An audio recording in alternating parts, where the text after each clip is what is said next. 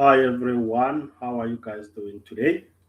I just want confirmation if you guys can hear me, and I'm going to share the screen with you now. And I also need you guys to confirm on the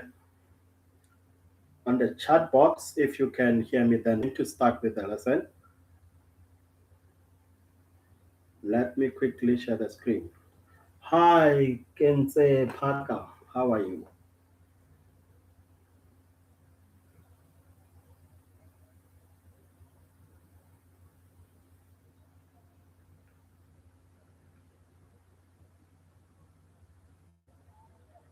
Okay. Can you please, guys, please, I need your confirmation. If you can hear me, then we're going to start with the lesson now.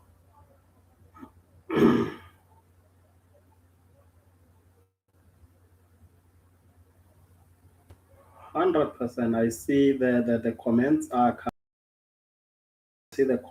coming. You guys can hear me, and I can see that you guys can see the screen. Uh, okay, so now I just want to quickly check in with friends in the lesson. This is what I'm going to start with. Most of the questions that will focus on now, it will be grade 11's revision, but from grade 12 past paper, and I'll try step by step. As you can see, I have 4 question papers on the screen. There's 4 question papers. Each and every question, I'll tell you guys why is this question. I'll definitely tell you guys why is the question.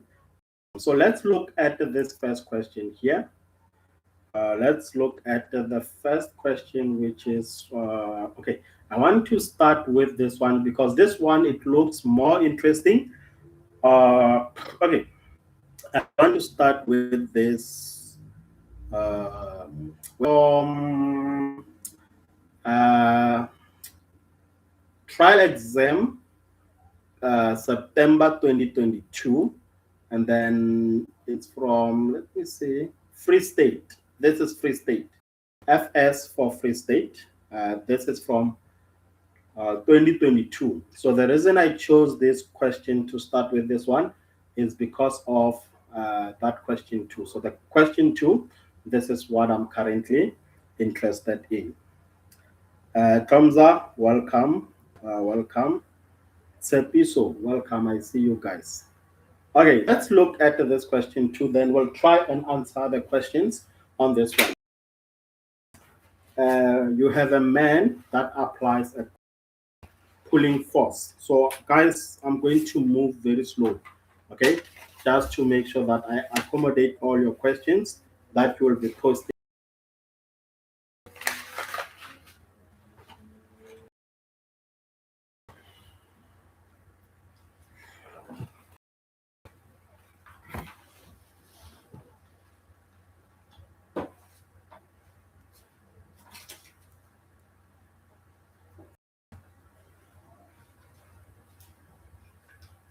Okay, so let's look at this question. Let's try to read the question, make sure that we understand the question. I'll keep on checking your questions, guys. Okay, so a man applies a constant pulling force to move a heavy parcel of mass 50 kg, as we can see from the diagram, horizontally using a light intensible rope. So now we are told that uh, let me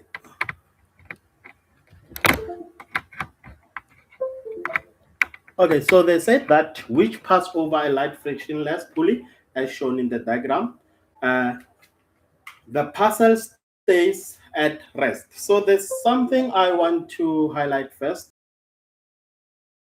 This is what I'm going to rest. Let me, and then now we are told that the magnitude of the frictional force. So since this thing is at rest, it will experience F max.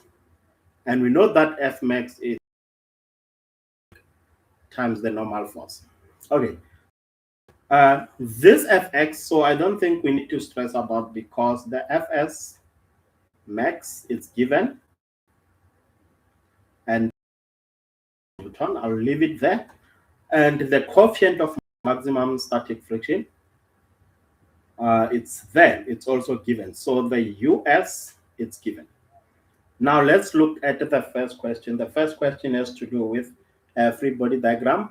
They want us to, they said that draw a label free body diagram showing all the forces that are exerted on what? On there. What I'm going to do, please, you focus on this 50 kg. This is what you need to do first. Focus on the 50 kg and always start with these two forces. Remember, if this is 4 marks, this tells you that we need to indicate 4 forces.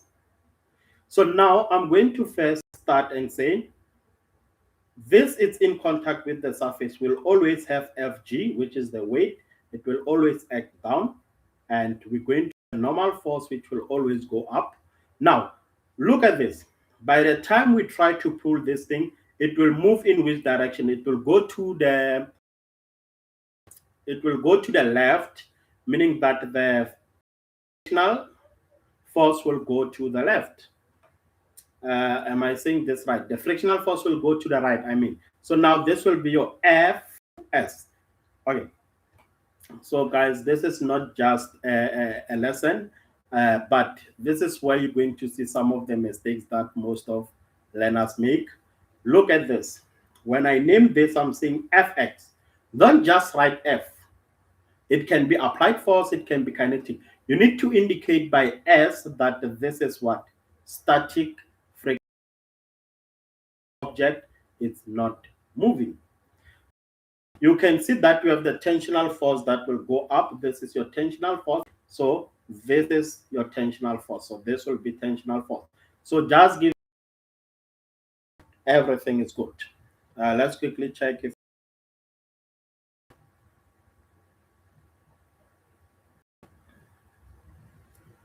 do we have questions so far.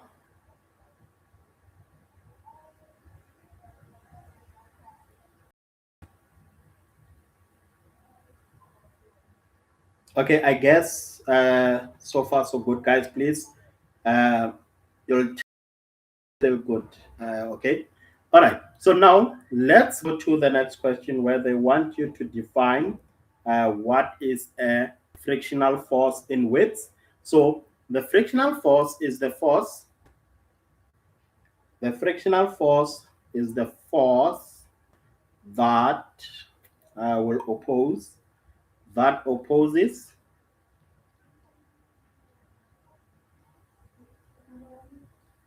the motion. So it's the force that opposing the motion of an object. But remember, this frictional force, it should always be parallel to the surface. It acts parallel to the surface, always. It should be parallel to the surface. Okay, next question. You see the weight. I need you to go to the diagram, indicate all the vertical forces.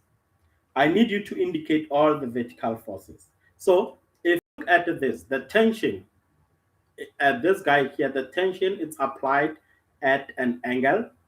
So the tension is applied at what? The tension is applied at an angle.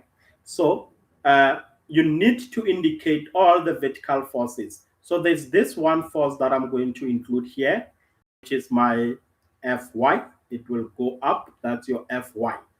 Guys, when the force is pulled at an angle, the Fy and the whatever force we are pulling, they will be head to tail. We'll talk about if the force is pushed in other lessons. For now, let's focus on this. Please pay attention to that one, because the direction is very important. Then now you can draw a free body diagram indicating only the vertical forces. So we have the Fy going up, that's your vertical component. We have another vertical component, which is your Fn, that's your normal force. Then we have the one that is acting down, which is your Fg. Then the question is looking for what? The question is looking for vertical component, which is Fy. I'm not sure if you guys know that. The vertical component, we don't have acceleration for that. So F net is just 0, and then we choose direction. I'm going to take my up and say up is positive. So if I take up is positive, you add all the forces that are going up. You add them, which is the Fy and your Fn, the normal force. Then since up is positive, the forces that are going down will be negative. Then this will be Fg. You minus Fg, you equate this to 0. So this tells you that to find your Fy, which is the vertical component, you'll say the Fg goes to the other side of what is this? The other side of the equation, it becomes positive, and your normal force will come to the other side of the equation to be negative. So let's take this. I'm just going to take the equation, move it down, and we'll start doing some calculations. Okay. So now it's very important to understand how I got to that equation. Very, very important. Okay. So let me say my Fn. Oh, we are looking for Fy. We are looking for Fy. So Fy is equals to the normal force. It's Fg minus Fn. Fg is just the mass times the gravitation. We minus the normal force. What is the normal force? Okay, we'll get to that part, to the normal force part. I just want to check something here. Okay, okay. So this will be Fg minus Fn.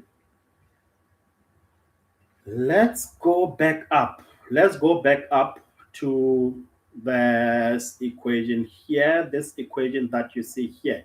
I'm going to use that equation to find the normal force. So if I isolate the normal force here, I can divide both sides by the static. Therefore, this tells me that Fn, the normal force, will be what? It's Fx max divided by your static friction. So this is the formula that we're going to do. So where there's n, we can substitute that. Where there's n on this formula. So I'm just going to try and substitute this before I can make my final substitution. I hope this makes sense. Nah? So the mass times the gravitation minus the normal force we said is the Fx max, and this is divided by the static friction. That's your Fy. This is the formula for Fy. Then if you get it like this, you go and do the substitution correctly. Where there's m, you put the mass of 50, which should be multiplied by g, that's gravitational force, 9.8. Then you subtract Fx max, that's the static friction, which was given as 120 newtons from the end. Then I'll just go and put it here and say 120 divided by the coefficient of static friction, which was given as, what was that? 0.3. So this is where I'm going to stop. I need you to learn how to punch this on the calculator. So I need everyone to on the calculator, and I'll be looking for it. I'm waiting for your comment. Punch that on. Tell me what you get, guys, on the comments section. Right. Make sure you put it correct on the calculator, and let's see what equals to. What is the vertical component equals to?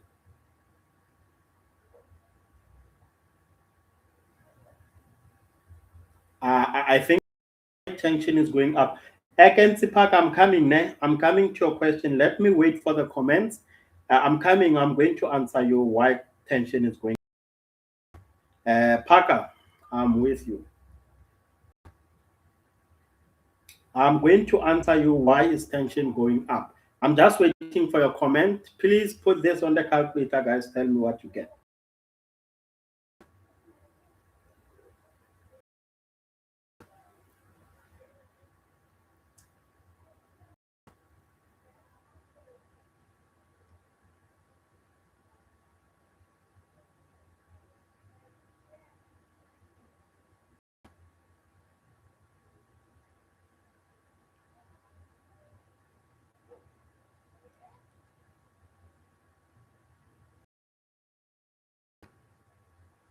Okay. For your answers, guys. Let me answer Parker. Parker, I need your attention. But it's going in. I'm not sure how we can go this direction. Eh? So, can you see this is your tension? How it moving? You see the blue part. That is your tension.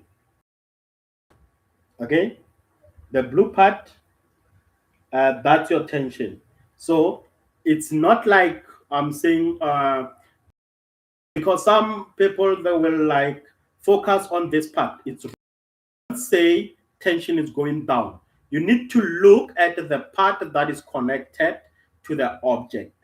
You look at the part that is connected to the object, and that part is only from this point. So that's why when we draw tension, we put it in that direction.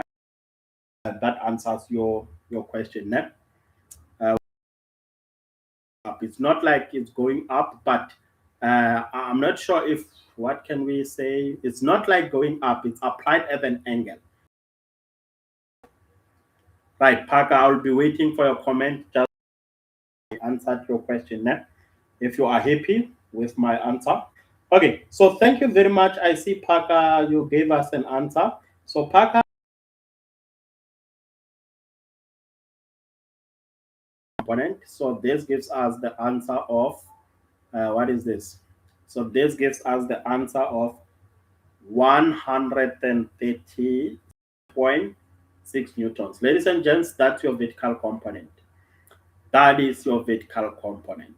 Okay, so right, will be asking why is this like taking so much long to find the vertical component, because the angle is unknown. If we had the angle, we were going to use fx, I mean fy is equal to f, which is the tension, and then that will be the sine. I think it's the sine of theta, but we can't do that. We don't have tension, we don't know what is tension, we don't know what is the angle, so it will be impossible to use that formula. Let's keep moving. The next, determine the magnitude of tension in the rope. Guys, I want to teach you something. Today I want to teach you something when it comes to this physics lessons. Teach you something. When the question is asking for a certain force, when they ask you to find a force, you look at that force. Is this a vertical force or is this a horizontal force? That is what you need to ask yourself. I hope that makes sense. So now, when they ask for the tension, we can angle which will be more like to find something like that. So what you're going to do that both of these guys they have like need to find a force that also needs that also have a tension in their formula. A force like this one, but the Fy won't work because I'll have two unknowns. I'll definitely show you what you need to be my Fx. So look at where the Fx is going, and everything will make sense. You'll understand why I'm choosing that Fx in that direction. So I'm going to draw a free body diagram indicating all the horizontal components, which is Fx and F, it's Fs and Fx. So only two horizontal components. I'm going to put them down here. So let's work it out here. So this will be question, what will be this question? 2.4. Okay, so this will be 2.4. 4. Okay, so on 2.4, I'm going to say where we have f as going direction and we have fx going in the direction. Okay, so now when we look at this, let's choose direction, the direction of the motion as positive. So I'm going to say left as positive. So if we say left as positive, we can use F net. It's equals to MA. But remember that this thing is at rest. When we say it's at rest, it's like saying, when we say it's at rest, it's like it's not moving, which gives us the acceleration to be 0. So I'm going to say my F net, it's equal to 0. So if F net is equal to 0, now let's add these two. So this will be like this. The forces that are going to the left, which is your Fx, they are positive. You subtract the forces that are going to the left and equate this to 0. So now, the aim is to find the tensional force. The aim is to find the tensional force. So now, I know that my Fs, it will be equal to Fs. The Fx come this side. Okay, everything will make sense now. Don't worry. So now, therefore, remember, already we know the static friction is 120. The static friction was given as 120. So I'm just going to go and say my Fs, it's 120. But remember something. Remember that if this is 120, I need you to remember that what is this? Fs, it's your horizontal component. And what is a horizontal component? Uh, is this guy here, the blue one. So if you look at this, can you see that this is a right angle triangle? So what I'm trying to say, let me remove this free body diagram here so that maybe if I put it on the diagram, everything will make sense and it will make this to be easy for everyone. So that they used to say, ungabuzi pasi bhaliwe, ayigcwali ways. Because now you can't say, why are we using, what is this? Why are we using a right angle triangle? Let me show you. This is your Fx going that side, and we have Fy going up. So the Fy is perpendicular to the Fx, and you'll have your tension going that side. So this is a right angle triangle. So this tells you that to, or do we have Fx? Yes. We just calculated Fs as what? Fs as 120. And do we have Fy? Yes. Then what was your Fy? We calculated Fy as 137.06. And then now, to find that Fs, we're going to use theorem of Pythagoras. Just look at that. Where did you learn theorem of Pythagoras? Grade 9. But you are in an exam, there's no way you'll think about the theorem of Pythagoras. You'll be struggling to find the angle or what. But when you put everything in drawing, that's when you can see, no, this is a right angle triangle. I can use theorem of Pythagoras that says r squared is equal to x squared plus y squared. Your x squared, that's your fx, and your y squared, that's your fy. So this is going to be fs.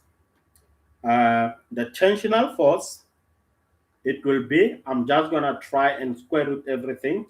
It's Fy squared plus Fx squared. Then that's when you can do the substitution. Tensional force is the square root of Fy squared. Your Fy, we just calculated that as 137.06, and this should be squared. And now we have Fx, which is 120, which also needs to be squared. Then that's when you're going to punch to find your tensional force. Can someone assist while I'm busy checking if we have other questions on this one? Can someone please assist? What's the answer there?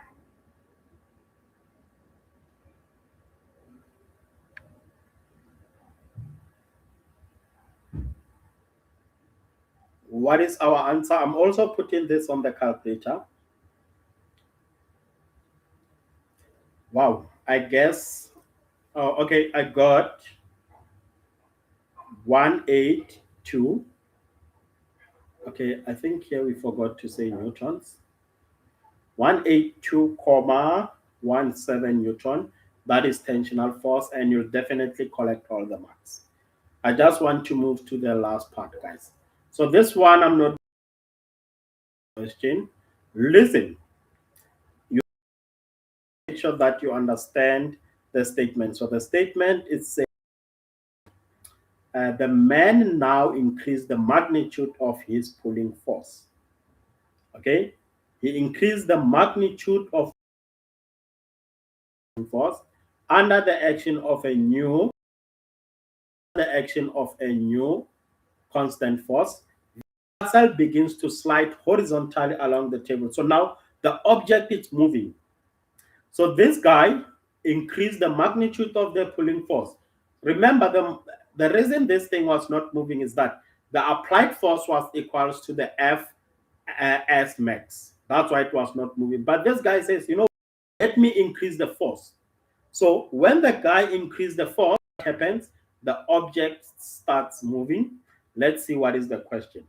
How will the magnitude of the following forces change as the parcel begins to slide across the table? Now, choose increase, decrease, or remain the same. And listen, most of the learners, when they see this type of question, that's when they start smiling, because they're going to do guesswork. You see, this are the easiest question where you don't have to do guesswork. Just understand what the statement is saying. Choose increase, decrease, or remain the same. Let's first talk about the normal force. Okay, right. So remember, uh, if I put something inside the table, no, on top of the table, and that thing is not moving, we're going to experience a greater normal force. Okay, but why? Because there's more contact. That's why we're going to experience a greater force. But the moment this object starts moving, we're going to have a less normal force, less contact, less normal force, because it's just like it's sliding. There's less constant contact since it's sliding. Therefore, the normal force decrease. Right, that's one mark. So for the frictional force, you're going to write the formula of frictional force. So frictional force, uh, frictional force is equals to the coefficient of kinetic friction, times the normal force. Look at what's going on. The frictional force is directly proportional to what? To the normal force, meaning that if the normal force is decreasing on 2.5.1, even the frictional force will decrease. So the answer for frictional force also is decrease. So this frictional force will also decrease. How? This is easy now, because look at this. Fk, we are saying that Fk is directly proportional. The normal force increase, even the frictional force increase. So I'm just going to pause here and see if you guys have any questions. Thank you very much. I see your answer for that tensional force. Thank you very much. Do you guys have any questions on this one? Because we are about to move to the next part of this. Any questions?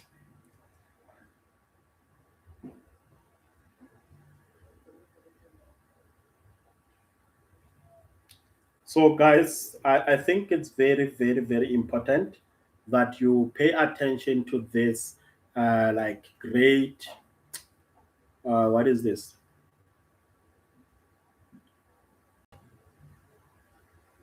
I just want us to. Where's that question? Remember, I said that the first hour we're going to accommodate the grade levels.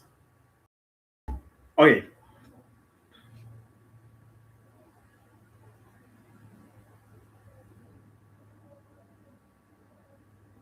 I guess you guys don't have any question. So please remember that Remember that 75% your paper will have like what is this? Contain grade 11 swag, ne? 60%. So if you don't understand the grade 11 swag, I'm going to advise you to go and revise grade 11 swag, okay? Go and revise grade 11 swag. So I just want to quickly go to electros, which is also grade 11. Ne? This is grade 11. You'll see they'll ask you about electrostatics. I'm sorry, guys. We'll do more questions on the next hour. Ne? For now, let's accommodate also those grade 11s. Yeah, I want you to rate yourself out of 10 on electrostatics. Tell me, how will you rate yourself out of 10? How do you find this type of questions? Are they easy for you or they are like difficult? Just rate yourself. I need to see your comments, guys. Unless if you don't know yourself. Unless if you don't know yourself. Uh, Please, guys, try to give me those answers fast. Rate yourself out of 10. How do you understand electrons?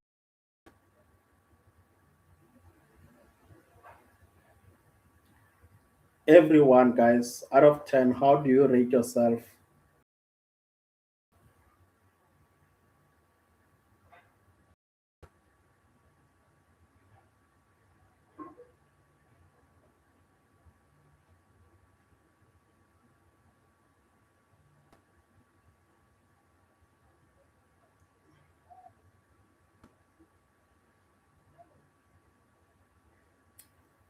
Say 2, 4 out of 10.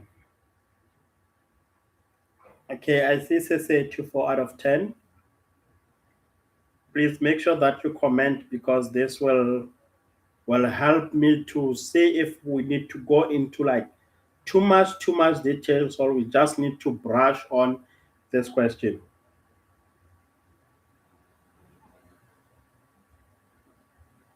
I'll be checking your comments, okay? So we have two identical charged metal sphere Q1 and Q2 are placed on an insulated stand with their center 40 centimeter apart.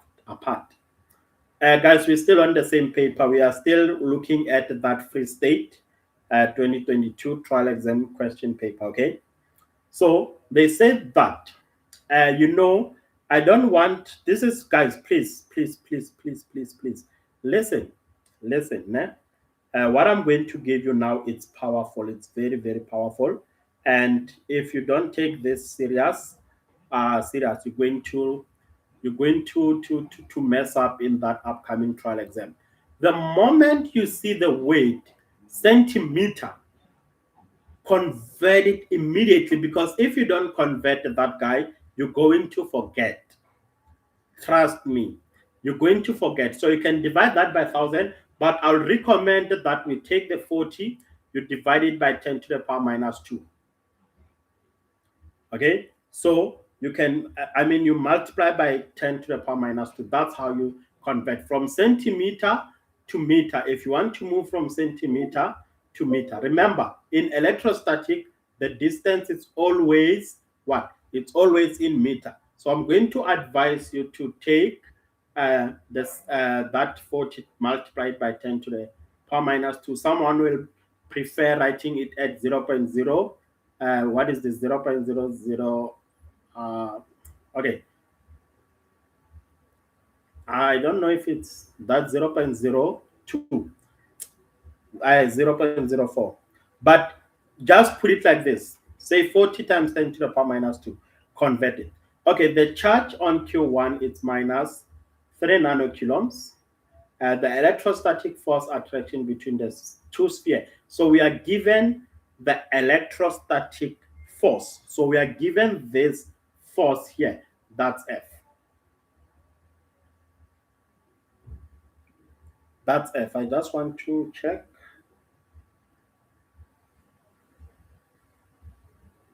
Ratile 5.6 out of 10. 5.6 out of 10. So at least you know 50% of the work. Né? That's good. Okay, so now they say state Coulomb's law in weights. How do you sleep? You don't know the Coulomb's law definition, but you go to sleep. How do you sleep? You know they'll ask this in an exam, but where now you're going to want to do it last. If you are writing to tomorrow, you want to do it today. So the magnitude, state Coulomb's law in weights, they are saying that the magnitude, Coulomb's law, it says the magnitude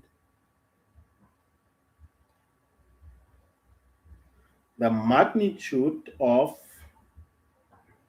electrostatic force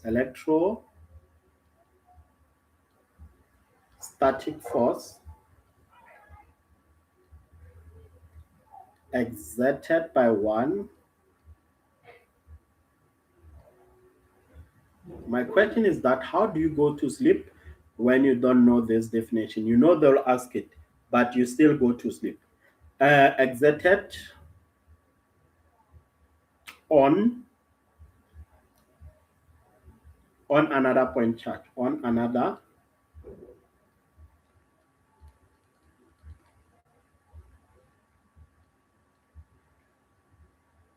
we say is directly proportional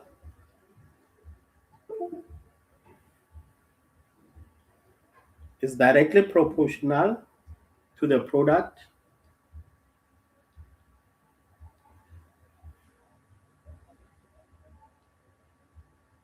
of the magnitude, or you can say of the charges, of the magnitude of the charges, of the magnitude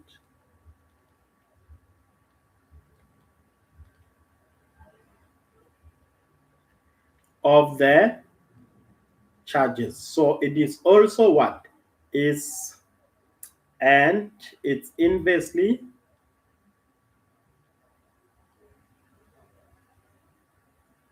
proportional to the distance between them.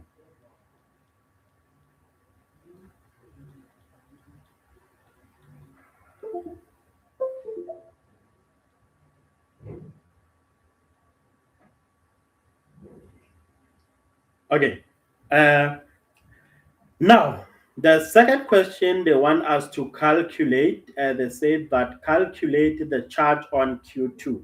So remember, we just talked about Coulomb's law, and I'm going to use that Coulomb's law to answer 7.1.2, where we say F is equals to K of Q1 times Q2 over what?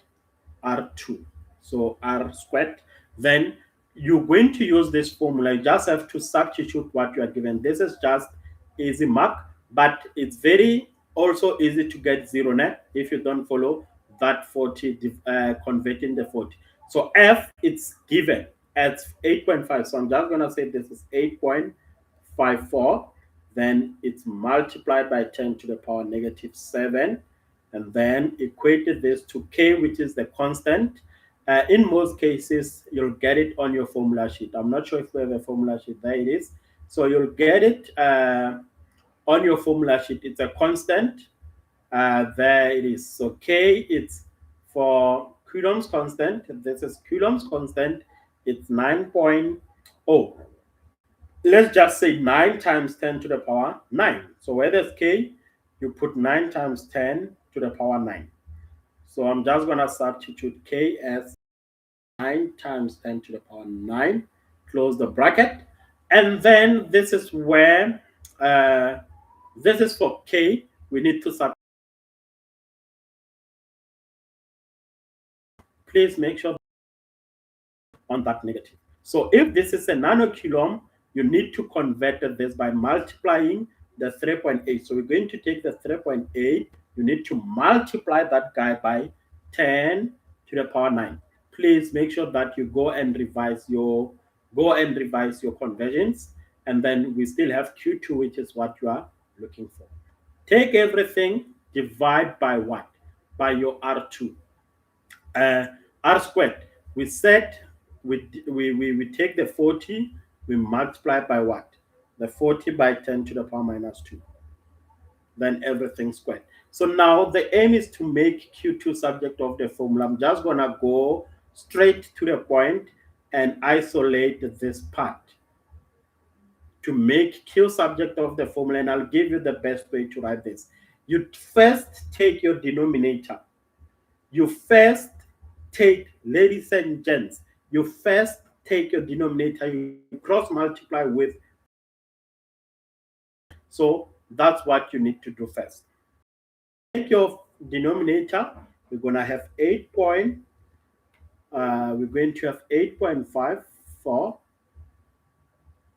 multiply the 8.54 by 10 to the power minus 7. You take all this, you multiply by that denominator of 40 times 10 to the power minus 2.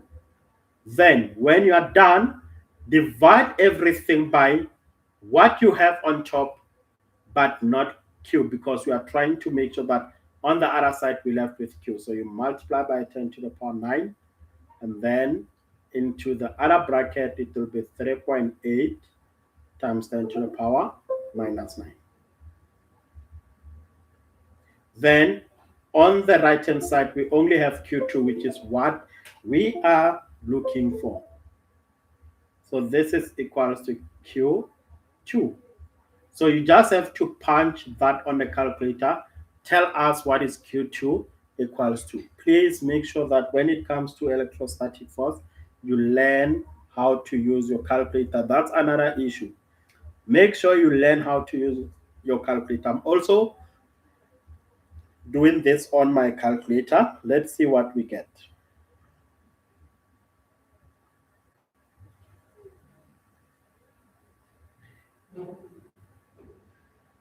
Parker, 4 out of 10. Okay. 4 out of 10. I hope this makes sense, guys, because I see some of you are struggling with electrostatics. So I'm trying to put this on the calculator. Can someone also do that on your site? Let's see what you guys are going to get. And then we keep moving.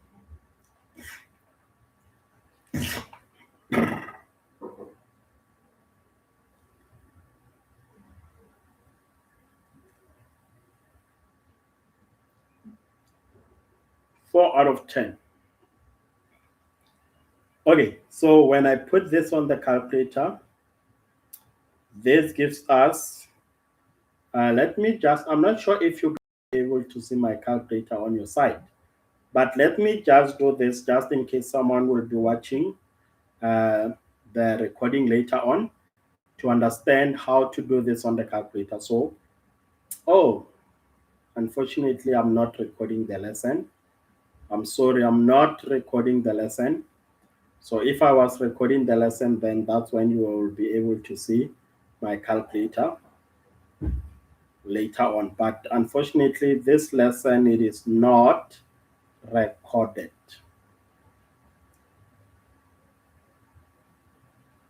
40 times 10 to the power minus 2, close the bracket, over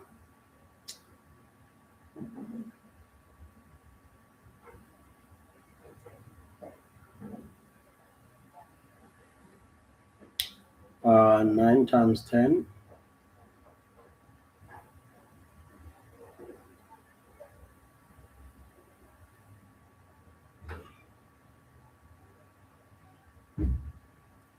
multiplied by 3.8 times 10 to the power minus 9. Okay, this gives me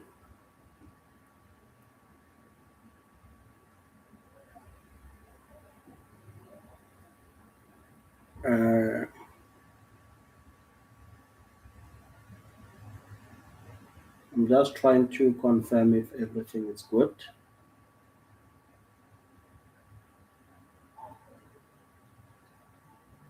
I'm not sure what you guys got on your site. Okay, we forgot to square. We forgot to put a square here, né? That, but we forgot to this guy here. They should be squared. I'm not sure if you guys did see that on your side, but back on my calculator and put the square. Let me see what this gives me 3.995 321 whatever times 10 to the power minus 9. So if I run off, I'm not sure what are the instruction. I'll just maybe run off to how can we run this? Maybe running off to one decimal place the way it is. This is 3,955 times 10 to the power negative 9 coulombs. And that will be, I really hope if this was a Google Meet. You know why? Because I wanted to hear your voice, guys, so you can tell me the issue. What is the issue? Tomza, 4 out of 10 also. What is the issue, ladies and gents, with this learning thing? What is the issue? Can we move to the next question now? The two spheres are now brought into contact with each other, and then they separate. Calculate the new charge on the sphere. Okay, so this is what we call conservation of charge, or some they say the conservation of mass, but it can't be mass. This is electrostatics. So when two charges they meet, one thing that I need you to note is B, they will share electrons equally, meaning that after they meet, we're going to have the new charge, Q nu. To find your Q nu, the two sphere they meet. So you're gonna add their charges and then you divide by 2 because there are two charges. So to cut, you're going to add their charges, then you divide it equally. Before I go to 7.2, I'll highlight some of the things up there that I need you to pay attention when you go for your trial exam. So the Q nu, it will be, I'm going to take my Q1. Please, oh guys, when you do this, you need to include the signs. Very important. So this one, Q2 is positive, and then the other one is negative. So this will be negative 3.8. That was your Q1, negative 3.8. And then remember, convert it. We said we multiply that by 10 to the power minus 9. You take this, you add your Q2, which is what we just calculated. So this will explain why it's easy to get 0 out of 100 in physics. So this will be 995. Then divide everything there by 2 to find the new charge. So when I say it's easy to get 0 out of 100 in physics, this is what I'm talking about. So this where, look at this. When we calculated the charge on Q2, you don't include the sign. You see this 3.8 here. We do not include it as minus 3.8, but just 3.8. But you calculate the new charge if we bring two spheres. That's when you include the charge so that you can understand. We know how the electrons are transferred, right? 100%. So when another thing, to get 0, I know that someone is going to still lose that 2 marks because you go to sleep and you know that you don't know Coulomb's law. How do you sleep knowing that you don't know Coulomb's law? Then if 7.1.2 is wrong, this tells you that already you are giving away the 2 marks for 7.1.3. Important. So out of this, how many marks? Out of this 7 marks, you get 0 out of 7 because you don't know the definition and you make a mistake when it comes to your calculations, and then you need that answer for 7.1.2 to get your 7.1.3. So if you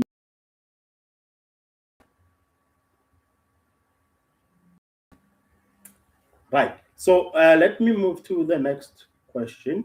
Oh, we need to punch this on the calculator. That's minus 3 comma minus 9. Then we add. Please put this guy in the bracket also, so that we don't make any mistake. And when I put this on the calculator, you can put it in scientific notation as 9.75 times 10 to the power negative 11 kilometers. Okay, do you guys have any questions on that one?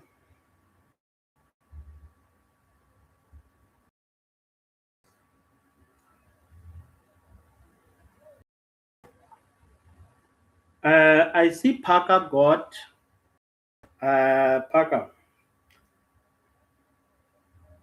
Q2 is 3.10 times 10 to the power of minus 11. 3.10, you got 3.10. Konje, we can get different answers, né? And then there will be a range that they accept. But when you say 3.10, I need you to make sure that you punched your calculator correctly, né? Please make sure that you put in your calculator correctly. Okay, so let's look at 7.2. On 7.2, they say that the point X is 0.6 meter to the right of the charge QB, which has a charge of positive. Okay, so this QB, it has a charge of positive 2 times 10 to the power minus 6 coulomb. So it's already converted. No need for us to stress about that. Wow, easy to marks, 7.2.1. So 7.2.1 says that draw an electric field due to QB. Ladies and gents, you look at the sign of QB. Is it positive or negative? So you're going to say it's positive. So you're going to have a circle. You put a positive inside. Right. Guys, the electric field, they move away from positive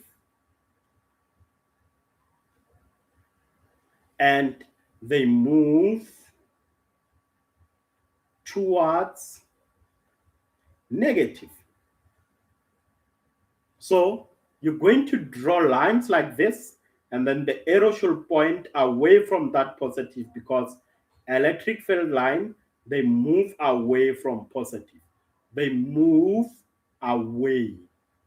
Okay? They move away. Okay. So now I'm going to explain. I know someone will say, easy, easy. Listen, if your lines touch, it's wrong. If your lines go inside this circle, it's wrong. Remember, as a metric learner, you don't know who's going to mark your script, and you don't know how friendly will that person be. And how we tell mathata maybe unale mathata ko ntlong kwa o tlo ntšhetša mo scripting sa gago.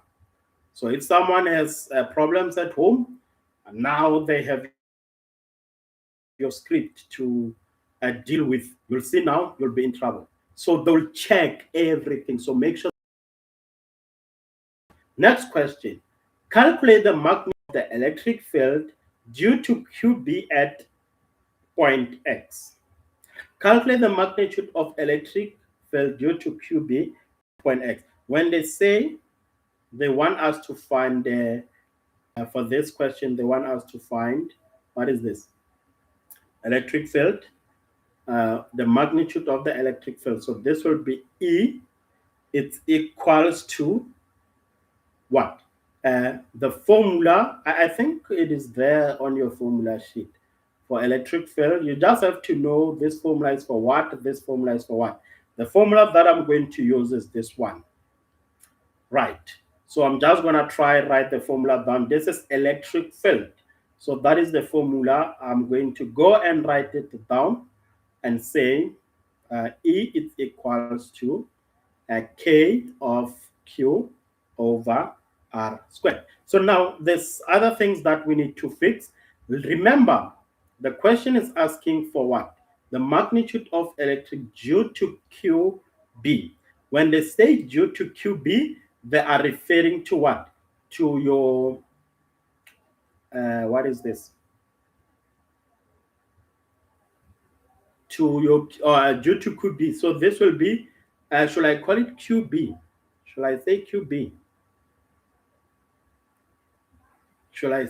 This is B. Maybe that will make more sense. And then you just have to do the substitution. What an easy question, easy marks. You go and collect those marks. So this will be E. It's equals to K. Remember, it's still 9 times 10 to the power 9. Then everything is multiplied by QB. Please don't include the sign. So remember, so far we said we include the sign if we need the new charge. That's when you are considering the sign. When you calculate the number of electrons transferred, you also have to include the sign. So QB is given. What is QB? It's positive 2 times 10 to the power minus 6. But no sign, that will be 2 times 10 to the power minus 6. Then everything will be divided by what?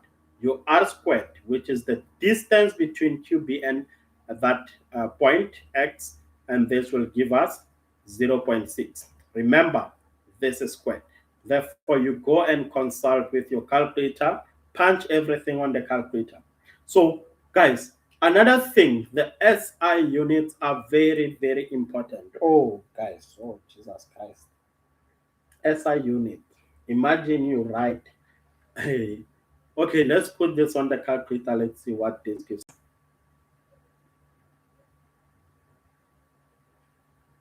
Imagine. But one thing I know about you guys is that you'll definitely do good. And then why you guys will do good? You like this last minute preparation. But now, imagine if you start preparing early. You still pass well because of last minute preparation. Imagine if you prepare early. What are you going to achieve? You see? Good results. Very good results. Okay, so this will be 0.6 and then everything squared. This gives us, wow, that's a very big number. 50,000. I'm going to write it in scientific notation. Electric field, that's 50,000. What is the SI unit? Nano per kilo. And then now, look at this. 50,000, we can write it in scientific notation. You can say this is 5.0 times 10. How many zeros after 5? 4 of them. Since the zeros are after a number, it's not negative 4. But if it's like this, 0.0005, if it's like this,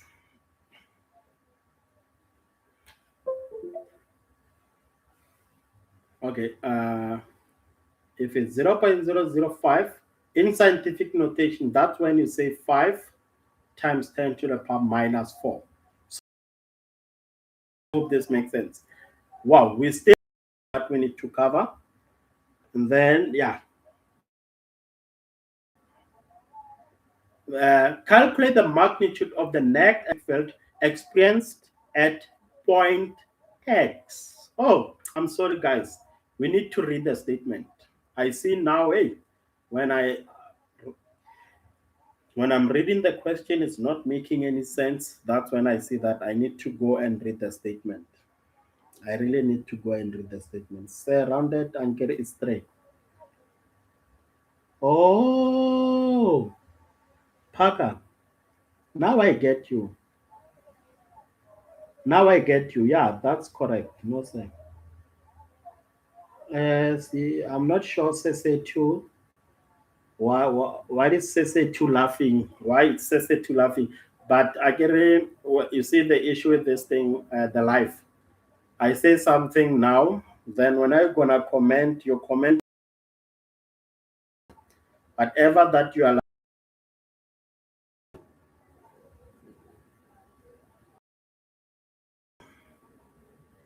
Your reaction came late. I just saw your comment now. Okay, let me try to answer this question here, guys. What do we have here?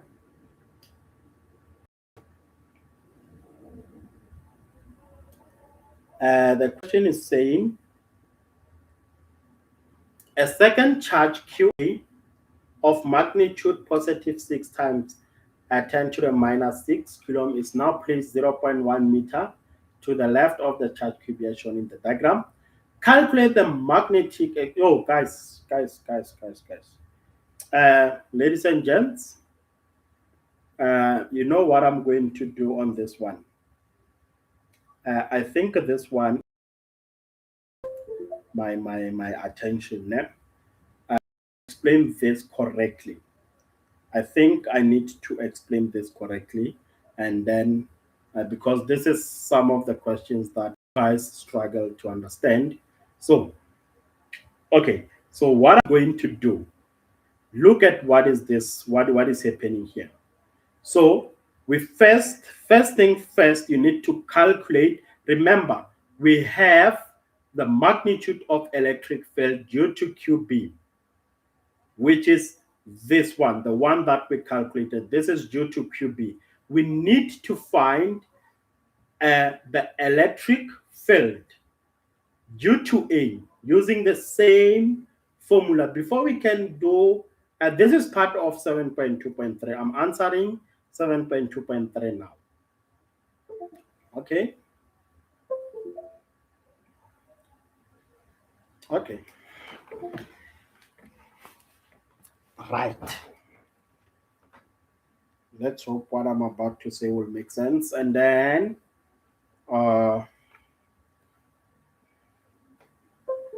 let me start with this. So this will be same formula, K of QA over what? R squared. So I'm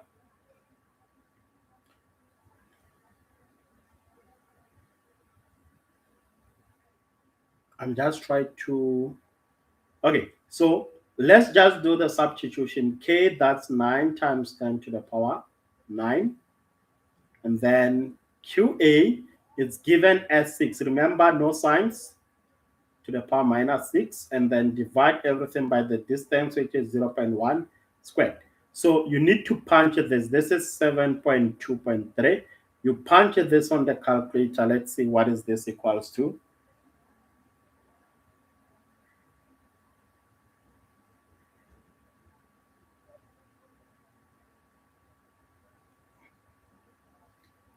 So it's 9 times 10 to the power 9, which is multiplied by 6 times 10 to the power minus 6. Everything is divided by 0.1. So squared. Oh, guys, look at this now. The distance between QA and X is not 0.1, is the sum of these two. We're going to add 0.1 and 0.6, which is 0.7. So make sure that you add the distance because we are looking at the electric field due to A at point X. Then when I put this on the calculator, this gives me 11,02 times 10 to the power 4. Right. So when you have your answer, in it, you need to draw maybe a free body diagram indicating where is the electric moving. So look at this. This one is due to what? Is due to X. So it will point. How can I say this?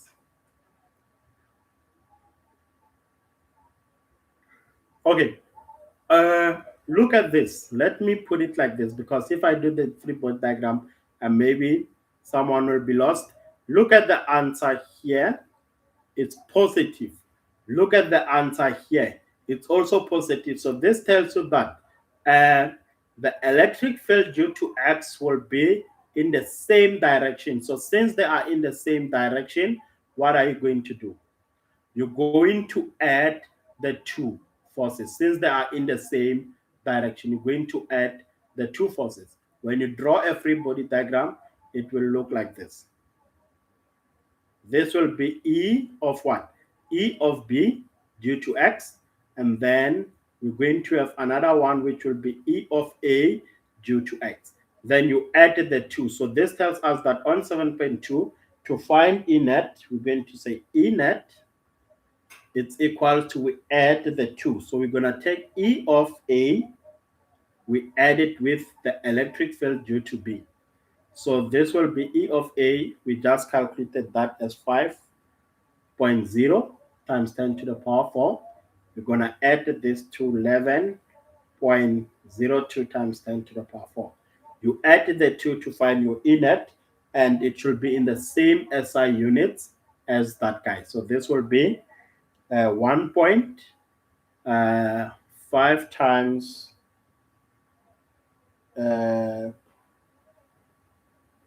okay, so this is 5 times 10 to the power 4 plus 11.0602 times 10 to the power 4, which also give 1.602 times 10 to the power 5. So it's up to you. You can round it off. You can just leave it like this. You are still on the right way of collecting that those marks. Ne?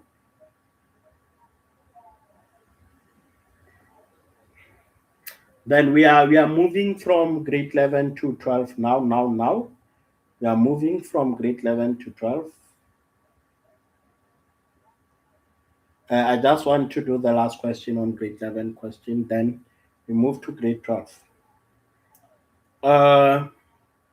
Calculate the magnitude of the net electrostatic force that an electron will experience if it is placed at point X. You go to the formula, you look for force. Let me show you. For force, you see, this is the formula. You look for force, you look for electric field.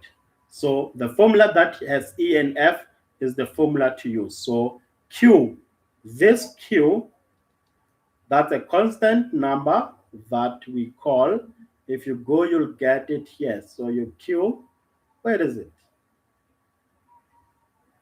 Okay, is this one, guys, the charge of an electron. So it's like they were supposed to say QE, but remember it's E. You see now, can you see that it's negative? Minus 1.6. Please don't include the sign. Do not include negative. You'll know when do we include the negative. Don't include the negative. So now I'm just going to go and put it on that question and say this will be E, it's F over QE. Therefore, making F subject of the formula, because that's what we are looking. You just cross multiply. This will be E, which is multiplied by the QE. Then you do your substitution. We know we use the E net. This is your E that we need to substitute. It will be 1 point, what is this? 1.602 times 10 to the power 5. You're going to multiply by QE, it's 1.6. Please do not put that negative. So it will be 1.6 times 10 to the power negative 90. You punch this on the calculator, you'll find your F net. I just want to go to vertical projectile motion and see how far we can move with that vertical projectile motion. I hope you guys are happy with this one. Let's see what is this equals to. Let's put it on the calculator.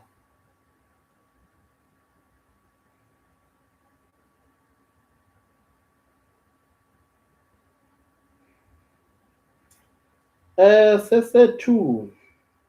I see you are banning the comment section, the chat. Please ban them. Please ban them. I can see you are on fire.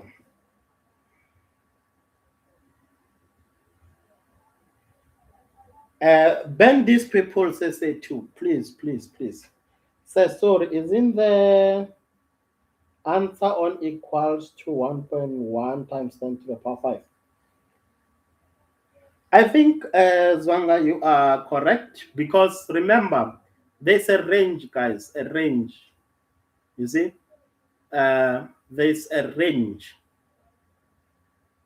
So it depends on uh, how you set your calculator. So if you look at this, what is that question?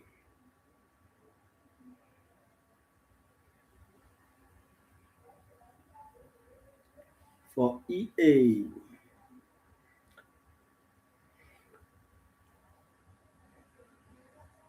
EA.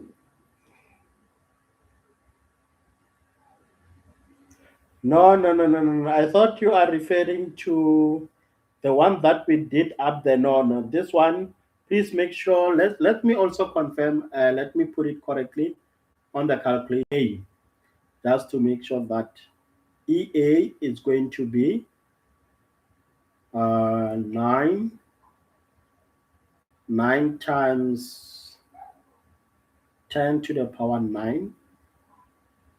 Close the bracket. This is multiplied by 6 times 10 to the power -6. Close the bracket. Divide this by 0.7 to the power 2.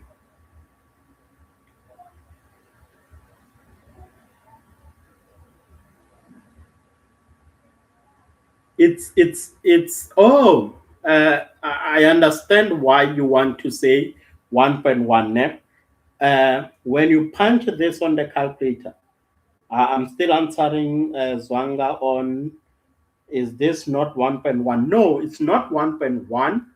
uh, Let me teach you something ne? On your calculator. When you punch this on the calculator, I need you to say shift, and then you're going to say mode, then you choose number 7. It will give you scientific notation. Then you can choose to how many, say 3 decimal place, or you can say to 4 decimal place. Let me quickly confirm this.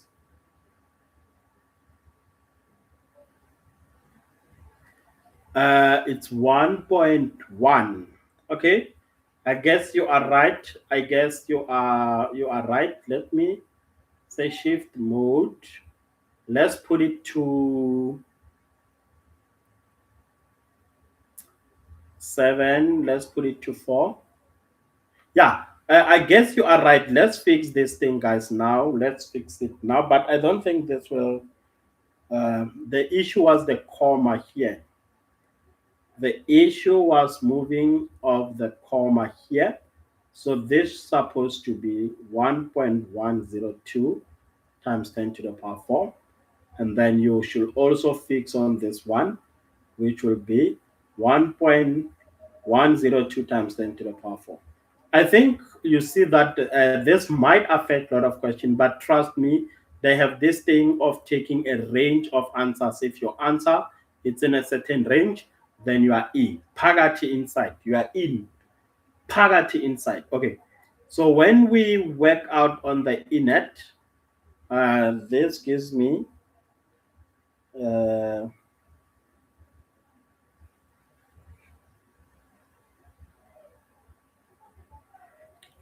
I just want to check if this affects the final answer.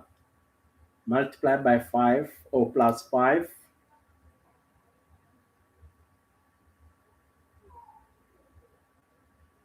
Let's add 5 times 10.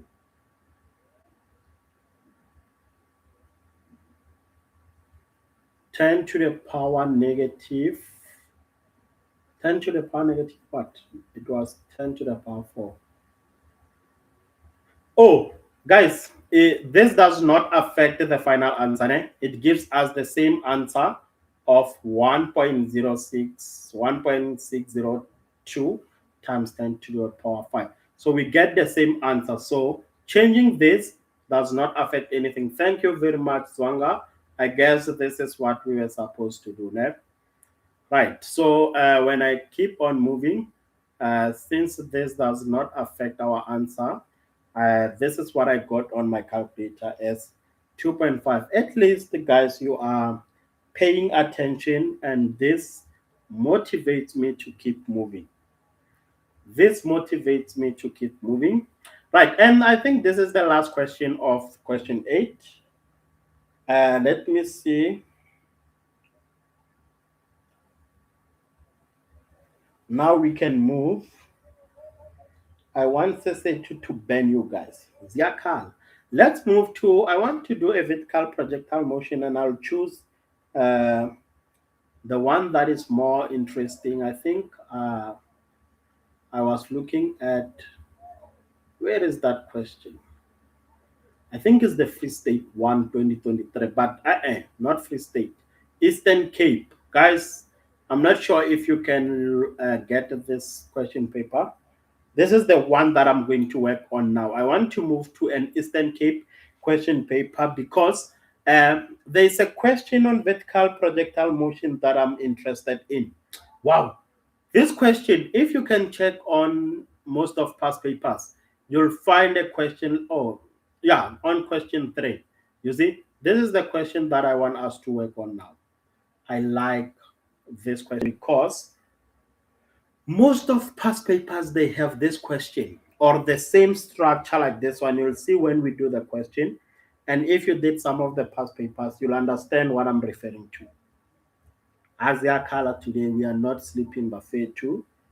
Baronga Bozi Pasi Paliwe. This is uh, grade 12 projectile motion. If you are grade 11, unfortunately now, uh, this is your time to bounce.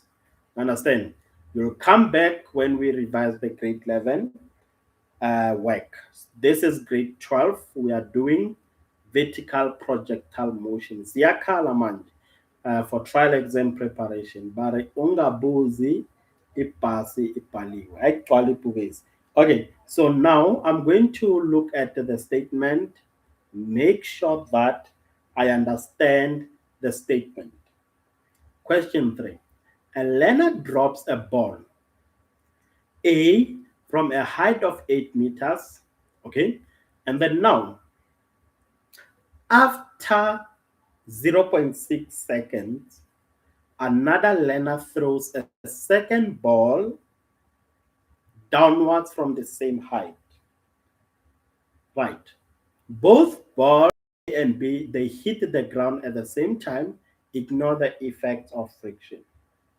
Now, define the term free fall. So this has to do with, we are doing the Eastern Cape one now. They want us to define what is a free fall.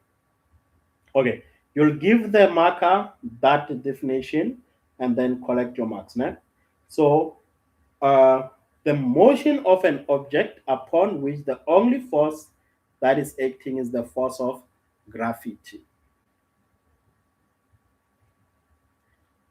I'm just gonna write this down just in case someone will be writing, will be watching this lesson and they are writing tomorrow.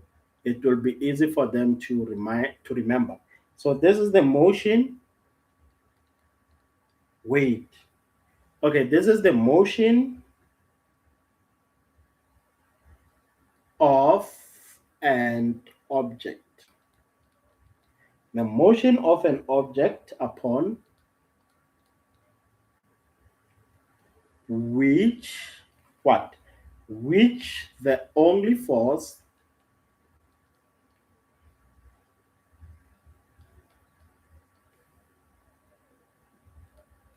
acting on it is the force of gravity.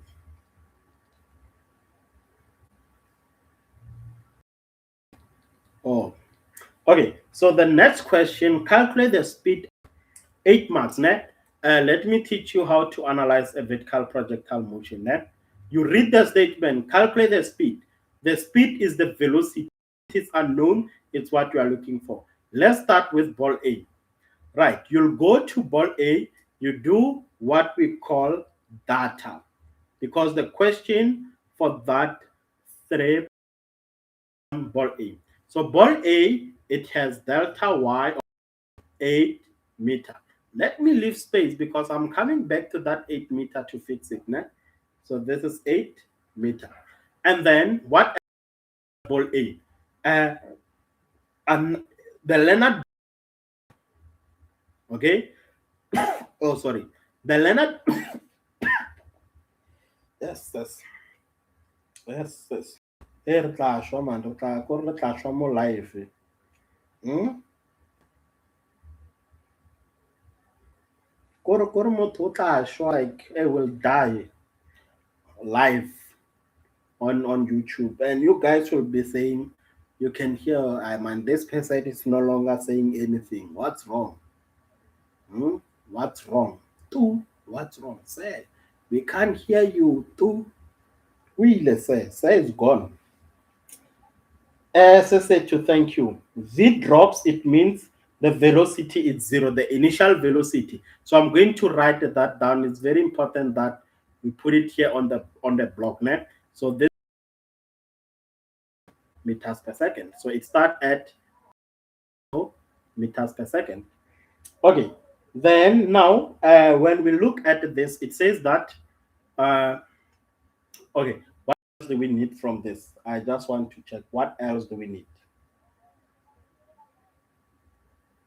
Uh, Acceleration. That's 9.8 meters per second squared. I'm coming. We'll talk about the science. Don't worry, I'm coming now. Now, look at this. Let's choose direction. I'm going to take the direction of the motion as, what should we take? Let's take up as positive. Yeah? I know this thing is going down. Let me take up as positive. This is what I'm gonna do. So if I take up, you know why? There's something I need to explain. I'll tell you guys why I'm gonna choose. Even the balls are moving downward. I'll explain why I'm choosing up as positive, because I want to use this as an opportunity to explain something. Okay, Habash.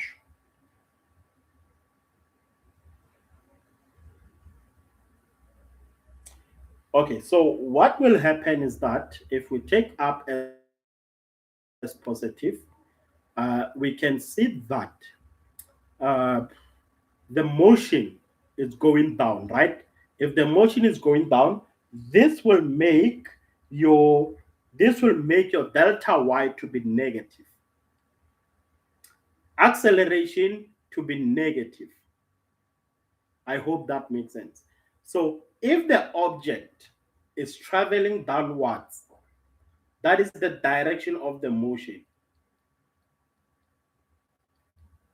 and we choose up as positive, your delta y will be negative. But if we choose down as positive, and the delta and the height will be positive, right? Then now the question wants us to find the velocity. You go formula sheet. You choose the formula that has all this information. They want the speed at which the ball hits the ground. That is your V final velocity question mark. You see all this data. It tells you which formula to go for. So the data tells you that. Choose the formula that does not have delta t, because we don't know the time. Right. Let's go down to choose the formula that does not have delta t. This one is out. This formula is out. This formula is out because of delta t. The formula that we need to use is this one. No delta t. So that will be Vf squared. It's equal to V initial squared plus 2a delta y. Let's go and do those substitution correctly. Bona. So when I look at this, I'm going to say my V initial my V. Let me write down the formula. V final squared is equals to V initial squared plus 2a delta y. Then you do the substitution. V final is the one that you are looking for. Initial is 0 squared plus 2. Your acceleration is negative 9.8. The delta one is negative 9. And then now you just have to punch that on the calculator and square both sides, square everything. The answer that you get, it should be your V final. Then you can write it here, your V final. Bona. This, I'm not sure if you see, I'm not sure if you guys see what we did. We choose direction, then we can see this is negative. Then since we don't have delta t, you go and choose the formula that does not have delta t. You do the substitution and answer the question. So now when I move to Bona, if you don't want to learn, you can see when you're going to learn full force. Or if you don't understand, or if you don't want to understand, learn I can see what Bona, you're going to understand full force. Okay, so now VF is equals to, when I put this on the calculator, let me just quickly do this. When we put this on the calculator, this gives us 12.52 meters per second. So this is 12.52 meters per second.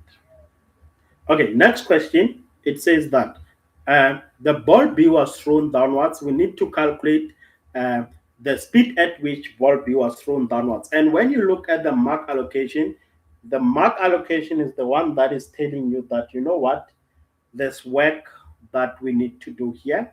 We need to work. Okay, so ball B was thrown downwards. Let's go and choose this one. If you look at ball B, we don't have this learners. The difference between drop and throw is that drop has a V initial of 0, but throw, we are applying a velocity. So meaning that before it goes down, it will start going up, it reach maximum height, then that's when it will start going down. But look at this. They will both hit the ground at the same time. I'm coming to that same time part.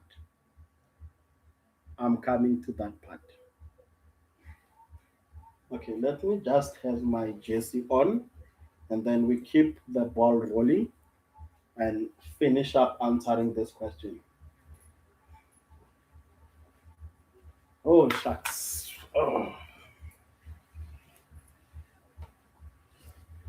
Oh, Jesus.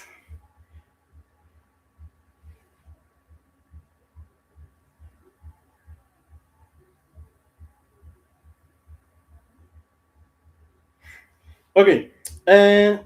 Now, what I'm going to do now, is that I need to focus on finding that. I need to focus on finding, what was this? Ball B was thrown downwards. We need to find the velocity that it will hit the ground with. Okay, that's when you can do data. Okay, you can definitely do data, and then we'll take it from there.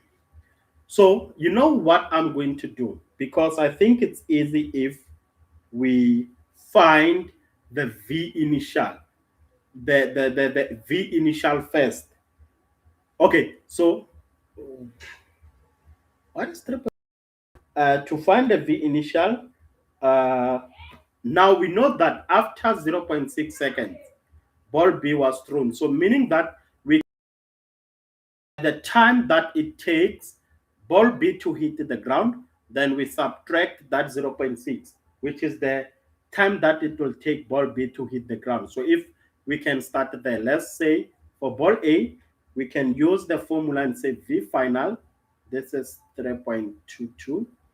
V final is equals to V initial plus A delta T. I need to use this formula to find my delta t. V final for A, we just calculated this as what? 12.52. But remember, I need you to note that V final is going down. So it is negative 12.52. We are still on ball A. We are looking for the time delta t for ball A. Then this will be V initial was 0, and we said the acceleration is what? Negative 9.8. So this will be plus into negative 9.8, and then negative 9.8. What else? Minus 9.8 and delta t, né?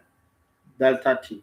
So this tells us that minus 12.52, it's negative 9.8 delta t, divide by negative 9.8, divide by negative 9.8.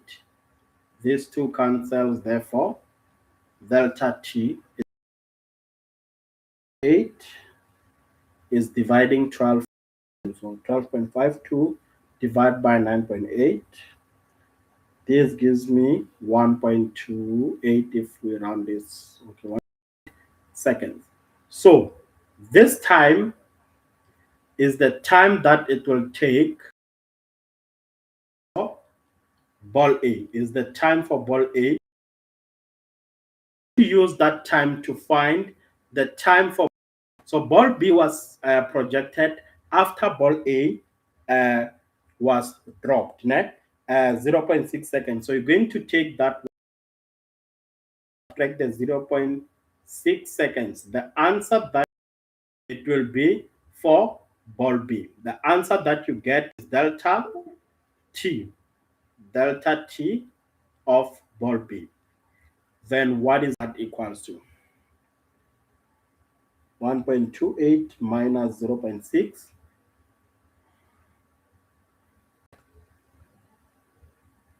Say, are you recording class? Parker, no. I'm not recording the class, but the good news is that this lesson will be on YouTube when I end the live.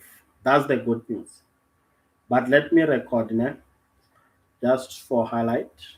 But if I record, I think this will make everything more complicated. Let me just leave it like this now.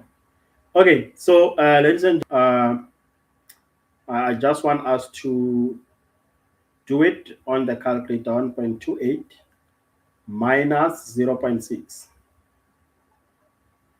This will be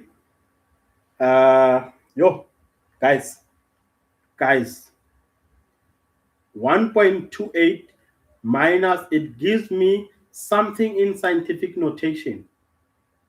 Hibo. You know what? I'm going to advise you, if you get something like that, if your answer is complicated, just leave it like this. Just say the time for B is 1.28 minus 0.6. Just leave it like that. We'll substitute it like that. Let's continue with, remember 3.2.2 is 5 marks. Now I'm just going to continue like that and keep moving. So now we are looking for what? We are looking for, what is this? We are looking for the initial velocity, but we know that whatever velocity that it moved to go up is the same that it will pass through that point with. So this tells you that it's like the distance traveled is cancelled because it's going up, then it comes back, travel the same distance in an opposite direction. So my focus will only be on that portion. So this tells you that it will also travel 8 meters. So that is your delta y for ball B. So this tells you that if you do your data for ball B, you'll have delta y, you'll have your time, which is 1.28 minus 0.6, and you'll have your 9.8 and your whatever. You can just go and choose the formula that does not have a final velocity. Can you see? So when I look at this one, when I look at this question, I think this one is out. That one work. This one also it's out because of this VF. The only formula that will help us is that guy. Alright? Delta y is equal to V initial delta t plus half of A delta t squared. Habashu. Okay, so I'm just gonna go back up and do my substitution. Let me see what I get. Because now I know which formula I need to use. Uh, let me just go and do this. So the formula it's V delta y it's equals to V initial delta t plus half of A delta t squared. So delta y that's minus 8. And then I think everyone understand why it's minus 8 net. We're still working with this up as positive. So everything that is going down is negative. Why is delta negative? Because ball B is traveling downwards. So the direction of the motion is down and we are taking up as positive. So that's why delta y will be negative. V initially is what we are looking for. So I'm going to advise you guys to substitute your time as that 1.28 to avoid rounding because it gives me something in scientific notation when I minus the 2. Maybe it's my calculator. Let me go and, yeah, I think that's my, it's in scientific notation. Or 1 equal sign, answer equals to SD. Oh, 0.68. So this gives us 0.68. I was so like surprised. Why are we struggling to find the difference? Oh, Zwanga, I see you gave us the 0.68. Now, thank you very much. I really appreciate that one.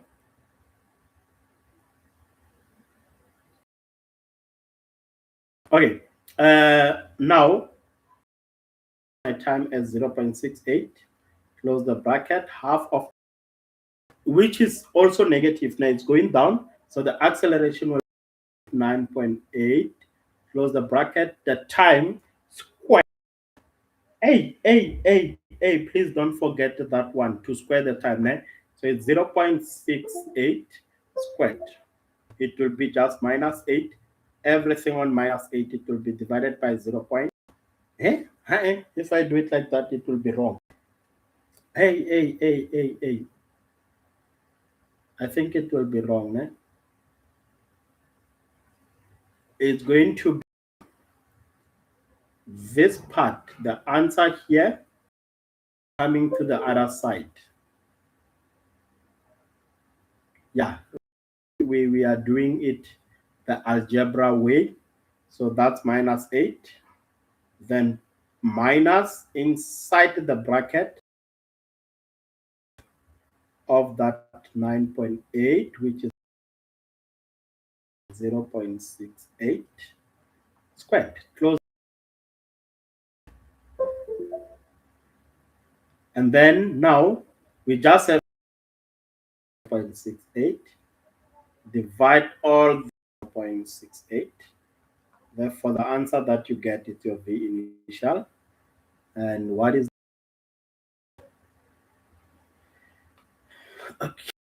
0.68?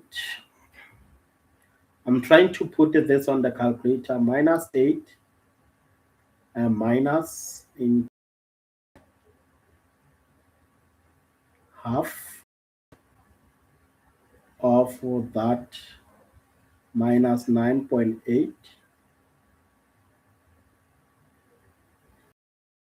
bracket multiplies 8. Close the bracket, squared. Close the bracket again. Divide by 0.68.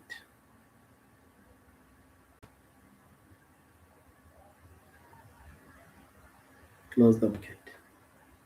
Wow. Can you believe this is giving me a negative? I just want to check. Maybe I did something. Minus. I get negative 4.3. I'm trying to understand why is the velocity negative? Because, oh, positive, because we set up as positive. Calculator what went wrong. Minus 8 into minus.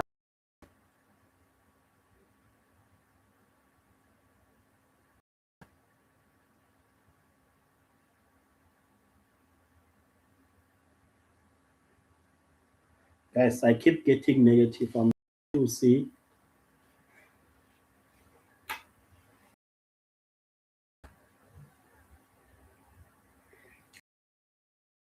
What I did wrong. Why is the answer negative? Half of, let's take half of 9.8, negative 9.8 times 0.6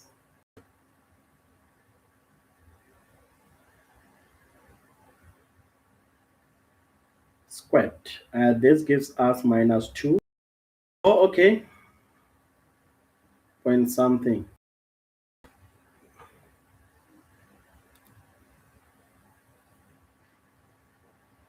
Okay, let me.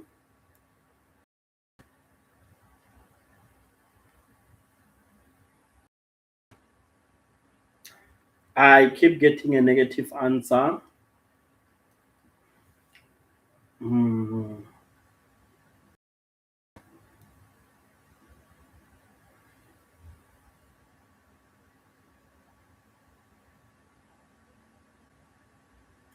Minus 4, we get the answer as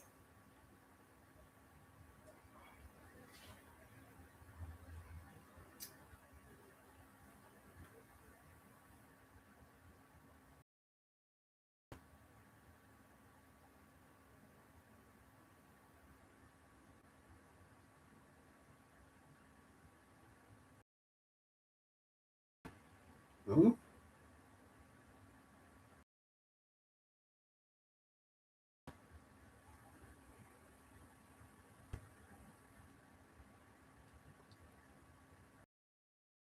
three. Okay, so let me write it down here. 8 minus 8.43 meters per second. Okay, the answer, but now I'm just like, uh, I'm just surprised why is this answer negative. For sure, maybe someone in the comment can tell us why is this answer negative. Because if this thing is thrown upward and we have up as positive, B. Oh, shucks. Now I get it. Now I get it. Now I get it. Look at this. If the ball is thrown up, it has a positive velocity, right? But remember, we said that at this point, it will come back with the same velocity. So this the velocity that we just calculated now. You see this velocity is for at this point. At this point, the velocity is minus 8.43 meters per second. You see? Now, we know that this velocity, it should be the same as at that point, but at this point, it should be positive. So the final answer will be V initial. It's 8.43 without the sign. At this point, the velocity is negative because the ball is moving down. At this point, the velocity is positive because the ball is moving up. Now, this makes sense. I almost wanted to just go to sleep and leave this thing. But now I guess we can continue working.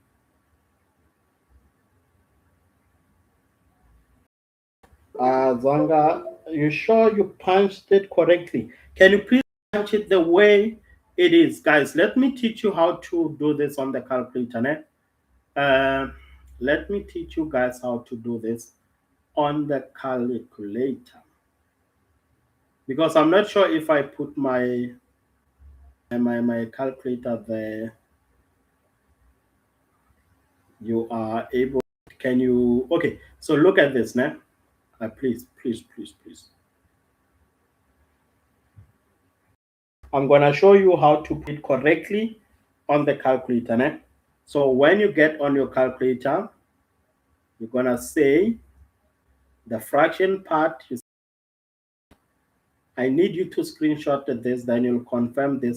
Né? You open the bracket, then that's when you put half, and then you're gonna say inside the bracket you can multiply, because sometimes when you just put the bracket without multiplication it gives you something something different. So this is negative 9.8. Then you close the bracket, you put the multiplication sign again. Don't just put open and close bracket. Okay, 6 8 and then close. Don't forget to square that part. Everything is divided. Oh, we still have to close the bracket again. Now everything is divided by 0.68. And what is that equals to? Negative 8.43. I hope you guys understand that part. Please make sure that you maybe screenshot this so that you can understand what is going on here. Lansara chat. I'm just going to stop this one. Go back to the calculator. No, not the calculator. Let's go back to the question paper.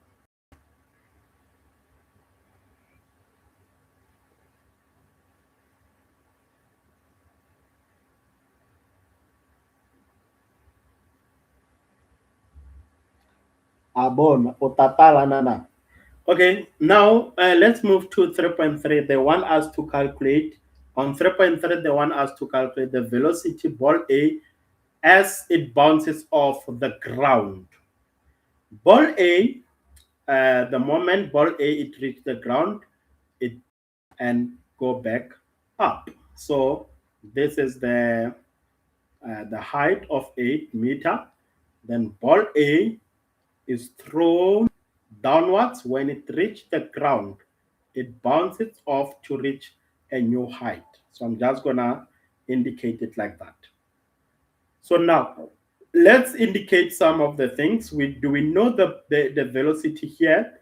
Yes, we do. So at A we said is 12.5. But remember, it will move in an up direction, so it will be negative. No, nope, nope. It won't be like negative. Is it right when we say it will be negative? Is that correct? When we say it will be negative, I don't think so. So what I'm going to do, I'm going to say, okay, let me focus at this point. Ball A will reach a maximum where it will have the final velocity of 0. When it bounces, it will have V final. So this will be V final of 0 meters per second. Okay, so we know that we are looking at what? The question says, calculate the velocity of ball A as it bounces. We are looking for V initial, that it will bounce and then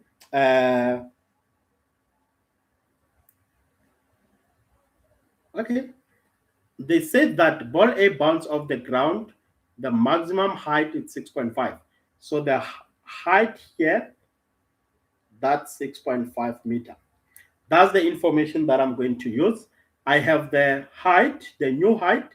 I have V final. I have V initial. I'm just looking for what? This initial velocity here. So let's go and work on that. Né? So we know the formula that we're going to use is Vf squared is equal to V initial squared plus 2A delta Y. When you do your substitution, Vf squared is equal to V initial. That's what we are looking for, but we know that the final velocity is 0. At max, the final velocity is 0, so this will be 0 squared. Your initial velocity, it's what we are looking for, plus 2. Remember, this is still 9.8, but it's negative. the new height is 6.5 meter. Okay, so now I'm going to punch this on the calculator. The answer that you get, you need to move it to this other side to make V initial subject of the formula. Let me put it in the right order now. So I'm just gonna open my calculator and work on this. I'm going to say 2 times into negative 9.8,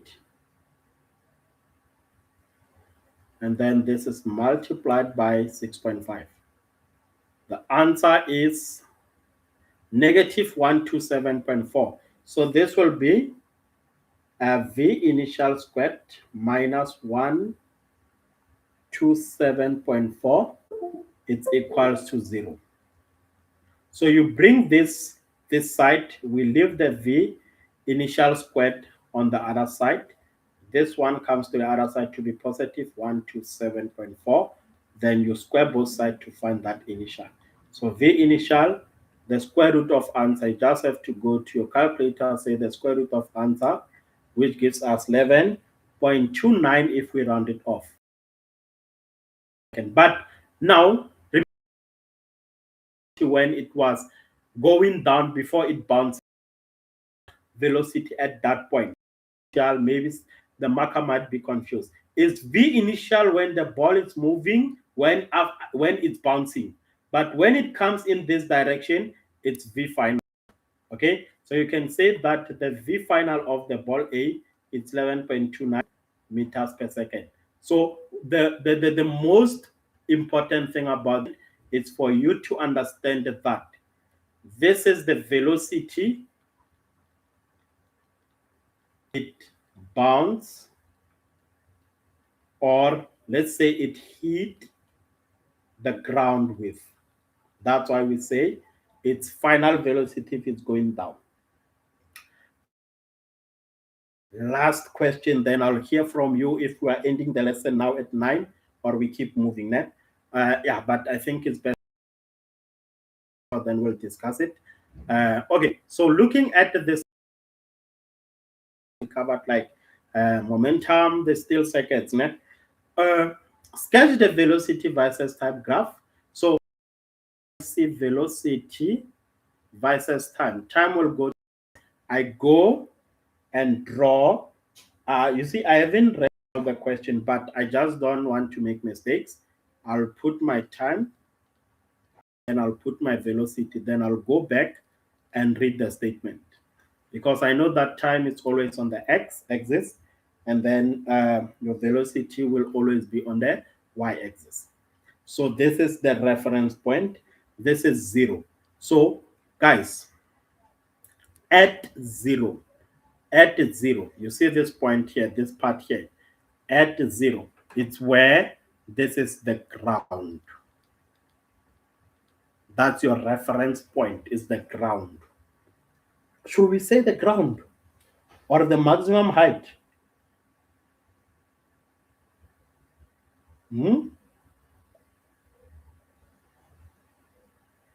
Let me see the question and then I'll conclude now. Okay. The question says, sketch the velocity type graph of the motion of ball A from the moment it was dropped until it reached its maximum height after the bounce. Oh, okay. So remember, they want us to draw this entire motion of ball A. You see the motion that we are looking at. This entire motion of ball A, the moment it was dropped until it bounces. So until it reached that maximum height after the bounce. Okay, so indicate the velocity which ball A hits the ground, the velocity which the ball bounces off the ground. So my advice is that this is not the ground, because I'm reading at the statement, this will be the max or at the height of the building. And this will make sense now when I explain this, because when you look at the building, where is the velocity 0? You see, when I say I'm confusing this with the displacement. So look at 0. Where is the velocity 0? It's at this point here. At this was dropped. And we know that when it was dropped, it has a velocity. So it was dropped, it moved down. With the more it moved down, the more it gets more and more negative. So the more it have a negative velocity, which is something that we calculated. It reaches negative 12.52. So this tells you that you're going to draw a line that starts at this point. It moves down until it reaches that negative 12 point. What was that? Until it reaches the final velocity of what? Negative 12.52. So this will be negative 12.52. So this is the first part.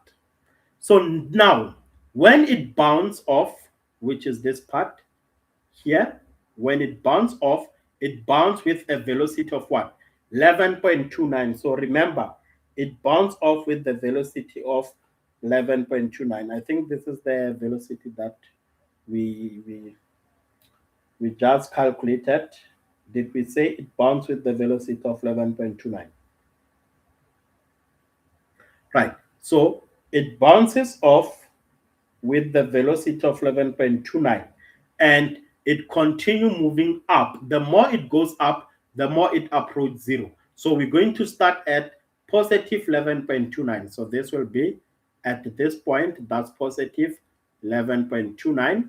And then it starts there. This is where it starts. But you don't do it like this. No, that will be wrong. You're going to say, you see from here, you see from this part, the very same point that you stopped uh, doing this one, you move up, you're gonna start a line from this point. We are saying the more it goes up on that path here, the more it becomes 0. So it will start at 11.29, it moving upward until it hit the ground. I mean, until it hits the max. This is where the velocity is 0. So let me quickly indicate this on the graph. This point, it's moving up after the bounce. And this point, it's moving down after the throw. 100%. Hey guys, that's it for this question. Do you guys have any questions?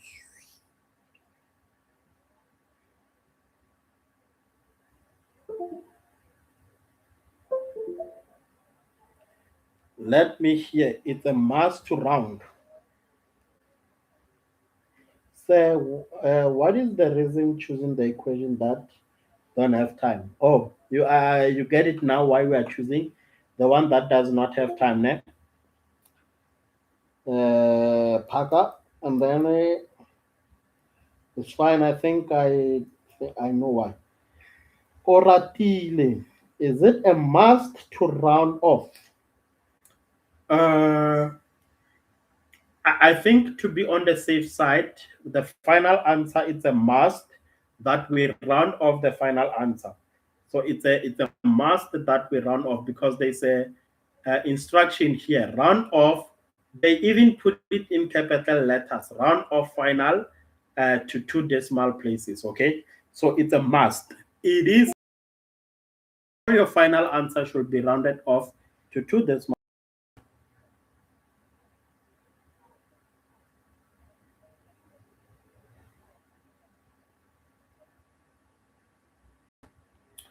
Okay, I just want to quickly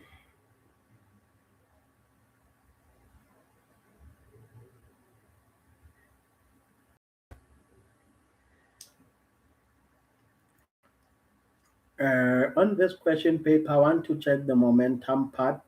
A lot of nice questions, and those questions are they don't want us to sleep. Why? Because I see nice questions.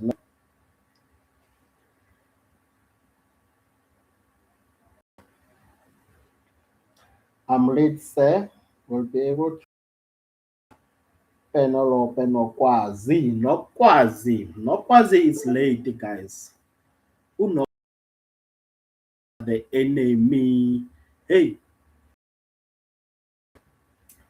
Okay, so ladies and gents, this question for this has to do with momentum and impulse.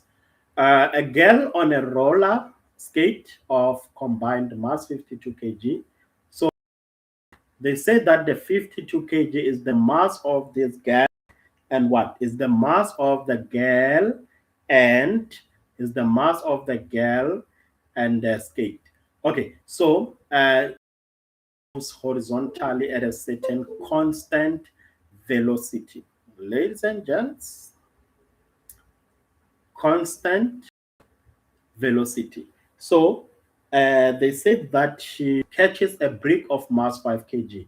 So the brick has mass 5 kg, and then which is thrown vertically downwards. Another weight thrown vertically downwards from the top. So if it's thrown, we know that the initial is 0. And then the girl continues to move in a straight line at a speed of 2.4 meters per second after catching the brick. So this is the velocity of the girl before the brick, and we are giving catches the brick. Wow, I think we're going to have fun on this one. Okay, I wish I had time to make coffee for this one.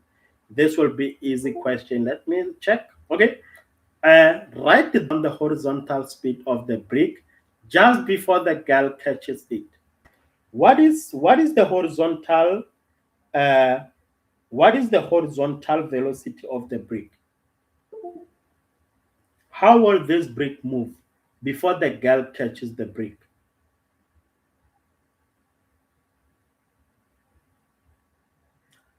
Write down the horizontal speed of the brick just before the girl catches it. So I've already gave you guys the initial velocity. When they say, I'm sorry, they are not looking for. It's best if I just highlighted this thing. I don't understand what the examiner trying to do here. The examiner is trying to, hey, yeah, ne? The key weight, horizontal speed. Ladies and gents, if an object is moving in a vertical direction, like this arrow, the horizontal speed is 0 meters per second. The only person that has the, the horizontal speed is the girl and the skate. They have the horizontal speed. So when the girl moves in that direction, after the girl catches the brick, that's when the brick will move in that direction. That's when the brick will have a horizontal speed. But now the brick is not moving horizontally, but it's moving vertically, which makes this one mark to be 0 meters per second. 100%. Next question. Okay. Now they are requesting you to calculate the girl's speed just before she catches the brick. This is easy. That's when you're going to use the change in momentum before it's equals to the change in momentum after. So to answer this 4.2, the change in P initial is equal to the change in P after. Then you're going to write it down and say the mass. How are we going to call this thing? So I'm going to say the mass of, and then you're going to multiply that by the V, and then you add the second object, which is the brick. We need the mass of the brick, the V initial. This is for the momentum before. You equate these two. Remember, the girl, okay, the girl is carrying what? The brick. So this tells you that the girl and the brick, they are moving together. You need to add their masses. So it's going to be the mass of the girl plus the mass of what? The mass of the brick. Why are we adding them? Because they have the same V final. They have the same final velocity. When you get to this point, this is where you just do the substitution. Mass of the girl from the statement is just given as 52 kg. That is the mass of the girl. Okay, so this will be 52. Then this is multiplied by the V initial. Uh, it's what we are looking for. The initial velocity of the girl before the girl catches the brick. So I'm going to leave this as V initial. And then plus, we need the mass of what? The mass of the brick, which is 5 multiplied by the initial. Remember, it was thrown. Since it was thrown, it have a 0. This is accurate. Thrown, it will have a 0 velocity. Equate this to, you're going to sum the two. 52 plus 5. 7, and then they said that after the girl catches, to continue in a straight line at a speed of 2.4 meters per second. So this will be times 2.4. This is just 0. So this will be 52 V initial equals to, then you multiply the 2. 57 into 2.4, divide both sides by 52. Divide everything there by 52. This cancels, which leaves us with the initial of what? So go put this on the calculator. Let's see what you get. So this is 52. Oh, 57 multiplied by 2.4, and everything is divided by 52 equals to, this gives us the velocity as 2.63 meters per second. That will be the velocity. The brick and the girl will move. Oh, that is the initial velocity before the girl catches the brick. It's 2.63 meters per second. And 2. I'm just going to quickly check if we have any questions on that one. But okay. Parker. Parker is asking, guys, can you see my screen? Okay. I just hope you guys can see my screen. Can see my screen.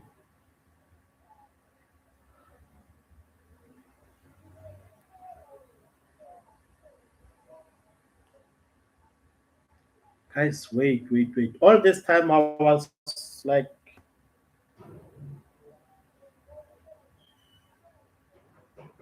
how buffet too. Didn't tell me this time I was like talking to myself. Ah, come on, guys. Guys, all this time I was talking alone. See the screen all this time. When I was doing this question.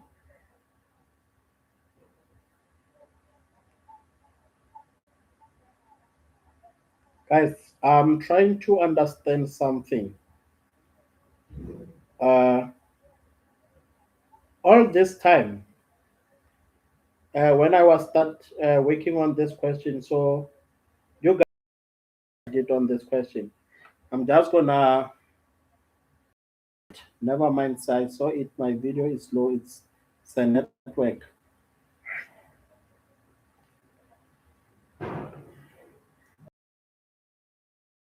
Redo it. I'll just redo it first.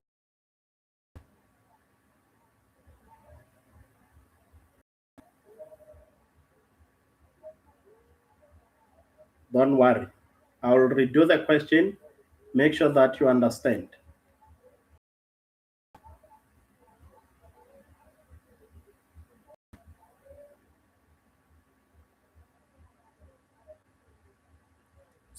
For those who are maybe who will be watching this later on, please just skip the part and go to the part where I restart. I'm very sorry.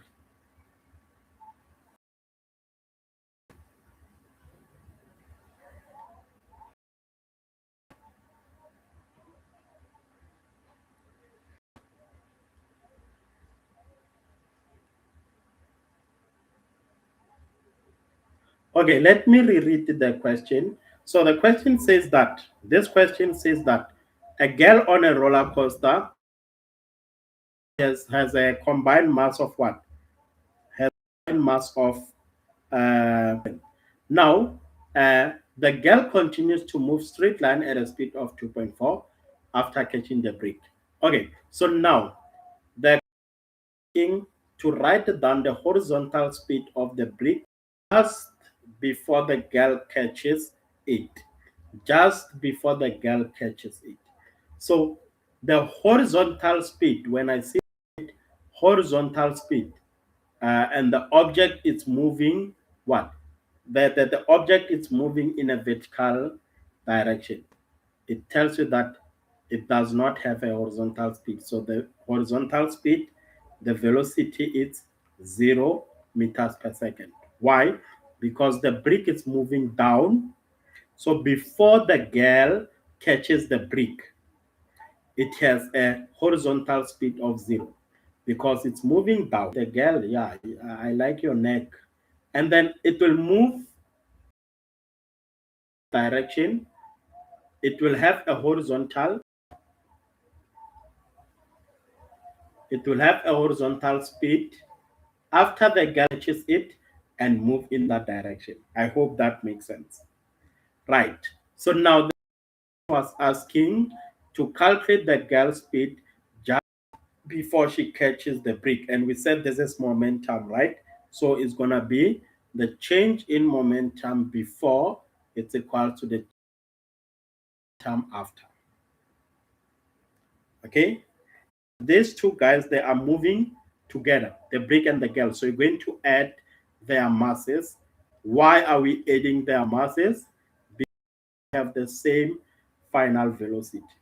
When you get to this point, that's when you do your substitution. You're going to substitute and say, my mass of the girl is given as 52 from the statement.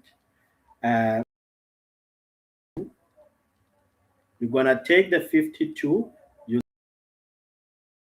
because this is the initial velocity of the girl before the girl catches the brick.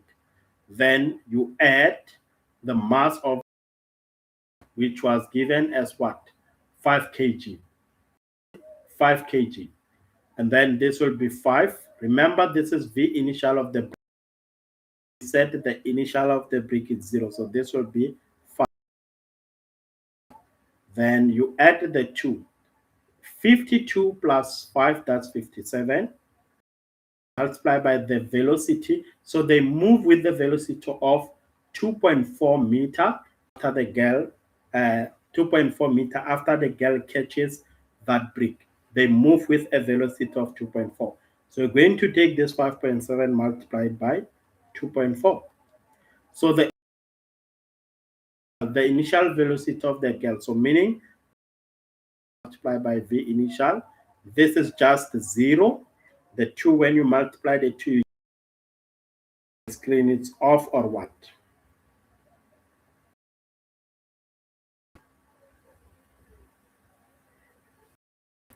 And now that's it for that question. Uh, that's it for that question. Moving, and then I just want to look at last two questions, and then let's look at this last two questions and see what we get.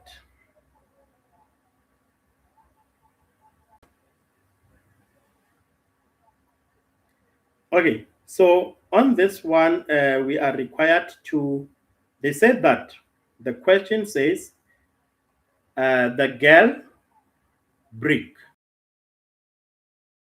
combination moving at speed, it moves onto a rough surface. She comes at rest after moving 2 meters along the rough surface. And they want you to write a pair of action reaction force acting while the girl catches the brick. Okay, so what will happen is that write down the pair of reaction forces. So the brick is going to apply a force the girl's hand. Okay, Now look at what is happening. First reaction pair is that brick fall on top of the girl's hand. The brick is not falling. This tells you that the hands of the girl is also applying an equal force that is applied by the brick. So it will be the force on hands on the brick and of the brick on the hands, but you need to indicate the direction. So to indicate the direction, you'll say that this is the force of the brick down, and this will be the force of the hands up. So let's write it down here. Like this is the best way for you. Go and apply that method and collect the marks. Okay, so what I'm going to do is that I'm going to write the momentum formula down because it's the one that has the force net. So it's like saying F net at delta T, it's equal to the change in P. But look at this. Do we have the time? No, we don't have the time. The girl will come at stop. The combination of the girl brick will come at stop. We don't have the time. So we can use equation of motions to find the time. Okay, so when I use the equation of motion, remember, let's just go to the equation of motion, but to the data. So we know that the girl will travel a distance of what? 2 meters. And what else do we know? The girl stops. So meaning the final velocity is 0 meters. And the initial velocity after catching the brick was given as 2.4 meters per second. So you're going to that has these three things and time because we are looking for delta t. Then let's go and look at that formula that we can use.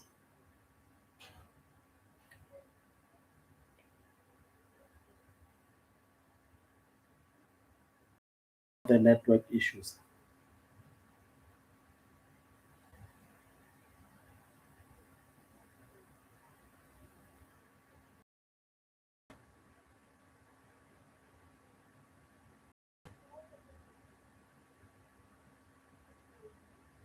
Okay. Let me finish this question, then we can call it a night, guys. We'll continue with electric circuits, some of the question on our next trial exam preparation lesson. Okay, so to do this, the formula that I chose, it's delta, it's 1.2 delta t, it's equal to 2, divide both sides by 1.2. Therefore, I'm just going to write my delta t up here, which is 1.67 seconds. This is F net, the time it's 1.67, and then the mass, the combi, it was 57, ne? 57, and then inside V final is 0 minus V initial, 2.4. Inside by 1.67, divide both 1.67 to find F net. Whatever that your F net.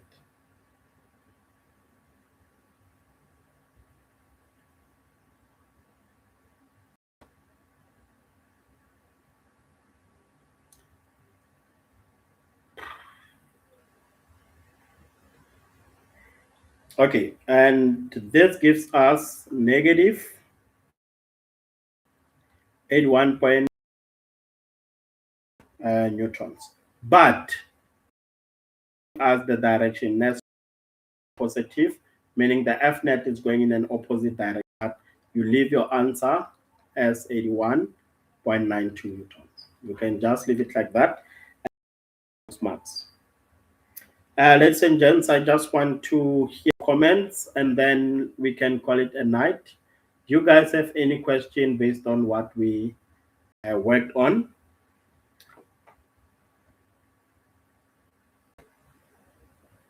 It's very good to work for yourself, né? Because when you are working for yourself, you don't have to wait for someone to tell you that you need to, what is this? Now it's your time to finish what you need to work until this time. Wherever you feel like stopping, you just stop. But what do you think about today's lesson? What should we do next? And what should we improve on? What do you guys think? I need to see your comments, guys. Should we continue the last day? Because I think if we look at this, uh, I think this question 5 has to do with energy principles. And then there's also, we haven't covered electric circuits. We did electrostatics, but what about electric circuits? Covered electric circuits yet. Maybe we can use this time for electric circuits. I'm not sure what you guys, can you hear me on my side? How is my network now? I need to see your comments, guys. Please advise, how is my network doing now?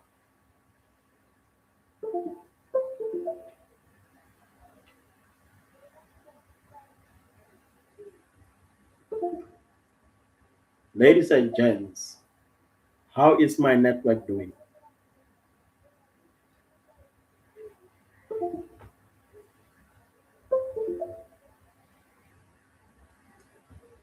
Yes, Doppler effect will do.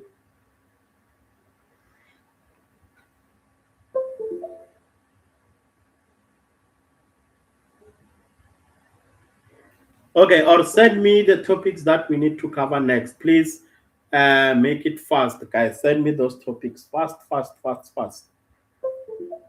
Doppler effect, noted or atile.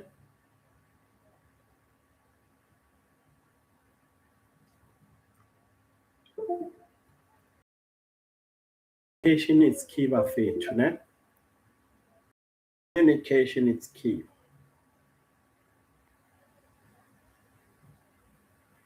Someone is saying Doppler effect will do.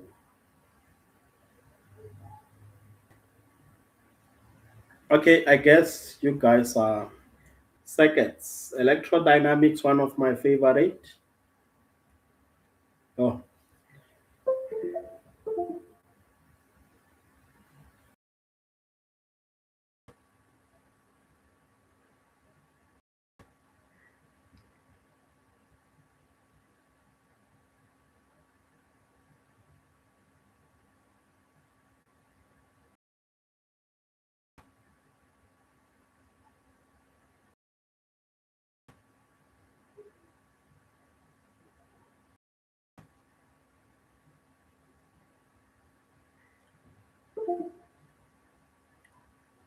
let me quickly jump down and see what we have on electrodynamics. So this is electrodynamics. The diagram simplified generator is shown below. The coil is rotated clockwise in a uniform magnetic field. So yeah, that's what we are told. This is what we have on the statement. So so we don't have any gap there. There's no gap there. So we say these two guys are what? We call them the, what is this? These two, we call them the, what is this? Slip rings. The slip rings. So if if generator, always if it has a slip rings, okay. And then now when they ask you about, let's say, determine the direction of the current in the segment, CC2, I have nice notes for you now. You'll get those notes. I do have the notes for you.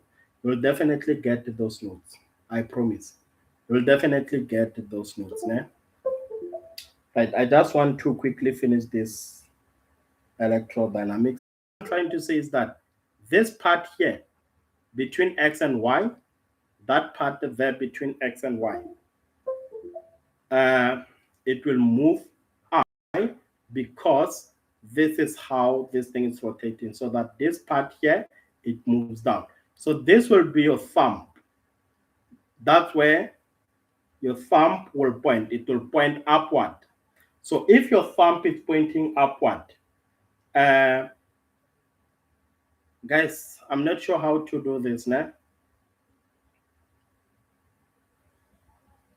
Your index finger, it will point north. Your thumb pointing up. So when your thumb is pointing up and your index finger is pointing north, palm of your hand, it is looking away. And the force is going out of your hand in which direction? That's what you need to ask yourself. Let me see if I'm doing this right.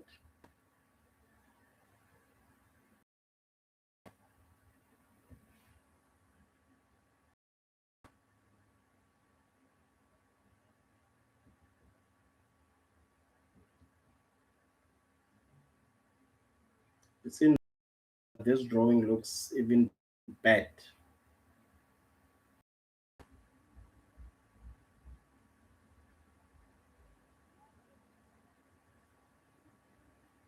Guys, I'll explain this with my camera on, and then I'll post this thing. Now, I'll try to explain this. So when if let me try to explain it, maybe someone will.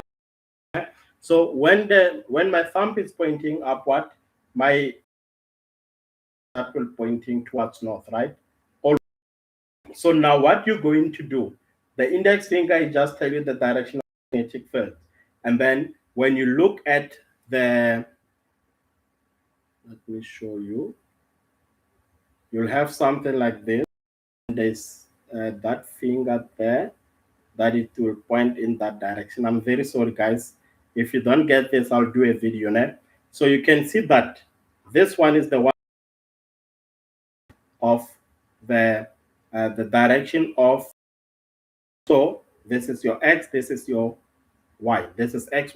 Look at where is this thing pointing. It's pointing from x, from y to x. That's y to x when you use the handwrite rule. They say that XCOM supplies electricity to homes at RMX voltage of 220 volts. So that voltage, the 220 volts, that's the voltage RMS. So the VRMS is given as 220. At a certain electric applies, we are given what? The power average is your power average. Then you write that down, power average, when it is plugged in a home. Define the term RMS potential difference. So you need to define what is an RMS potential difference.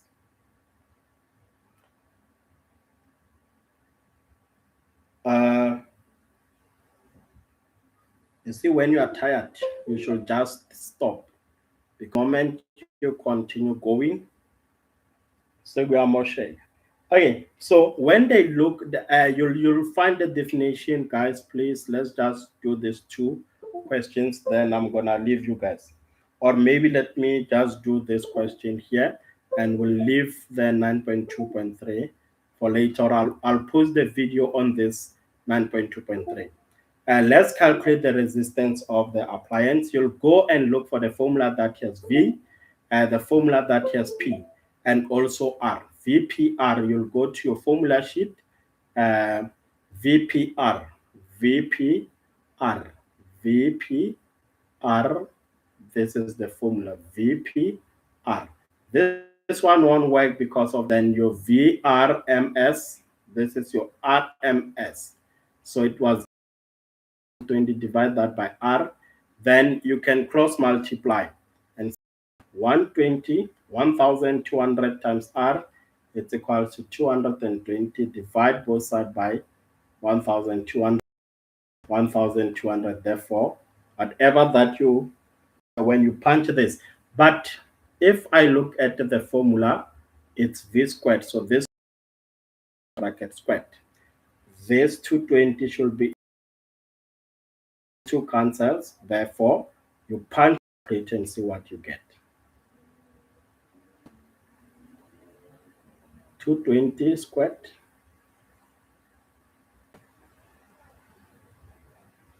Jesus. Divide this by 1.2. It gives 40.3 recurring. If we round it off, it's 40.33 ohms. 40.33 ohms. Guys, I don't want to wait more time.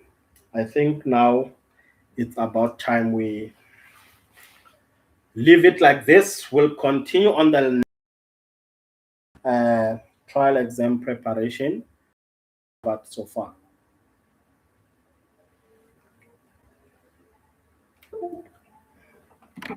Can you please do the election exercise? Yes, I will start with it from me. I don't see any questions, guys. Much for staying with me for this 2 hour 45 minutes. It's been good to have you guys on the lesson, and I'm looking forward to see you guys on the next one. Sharp, sharp.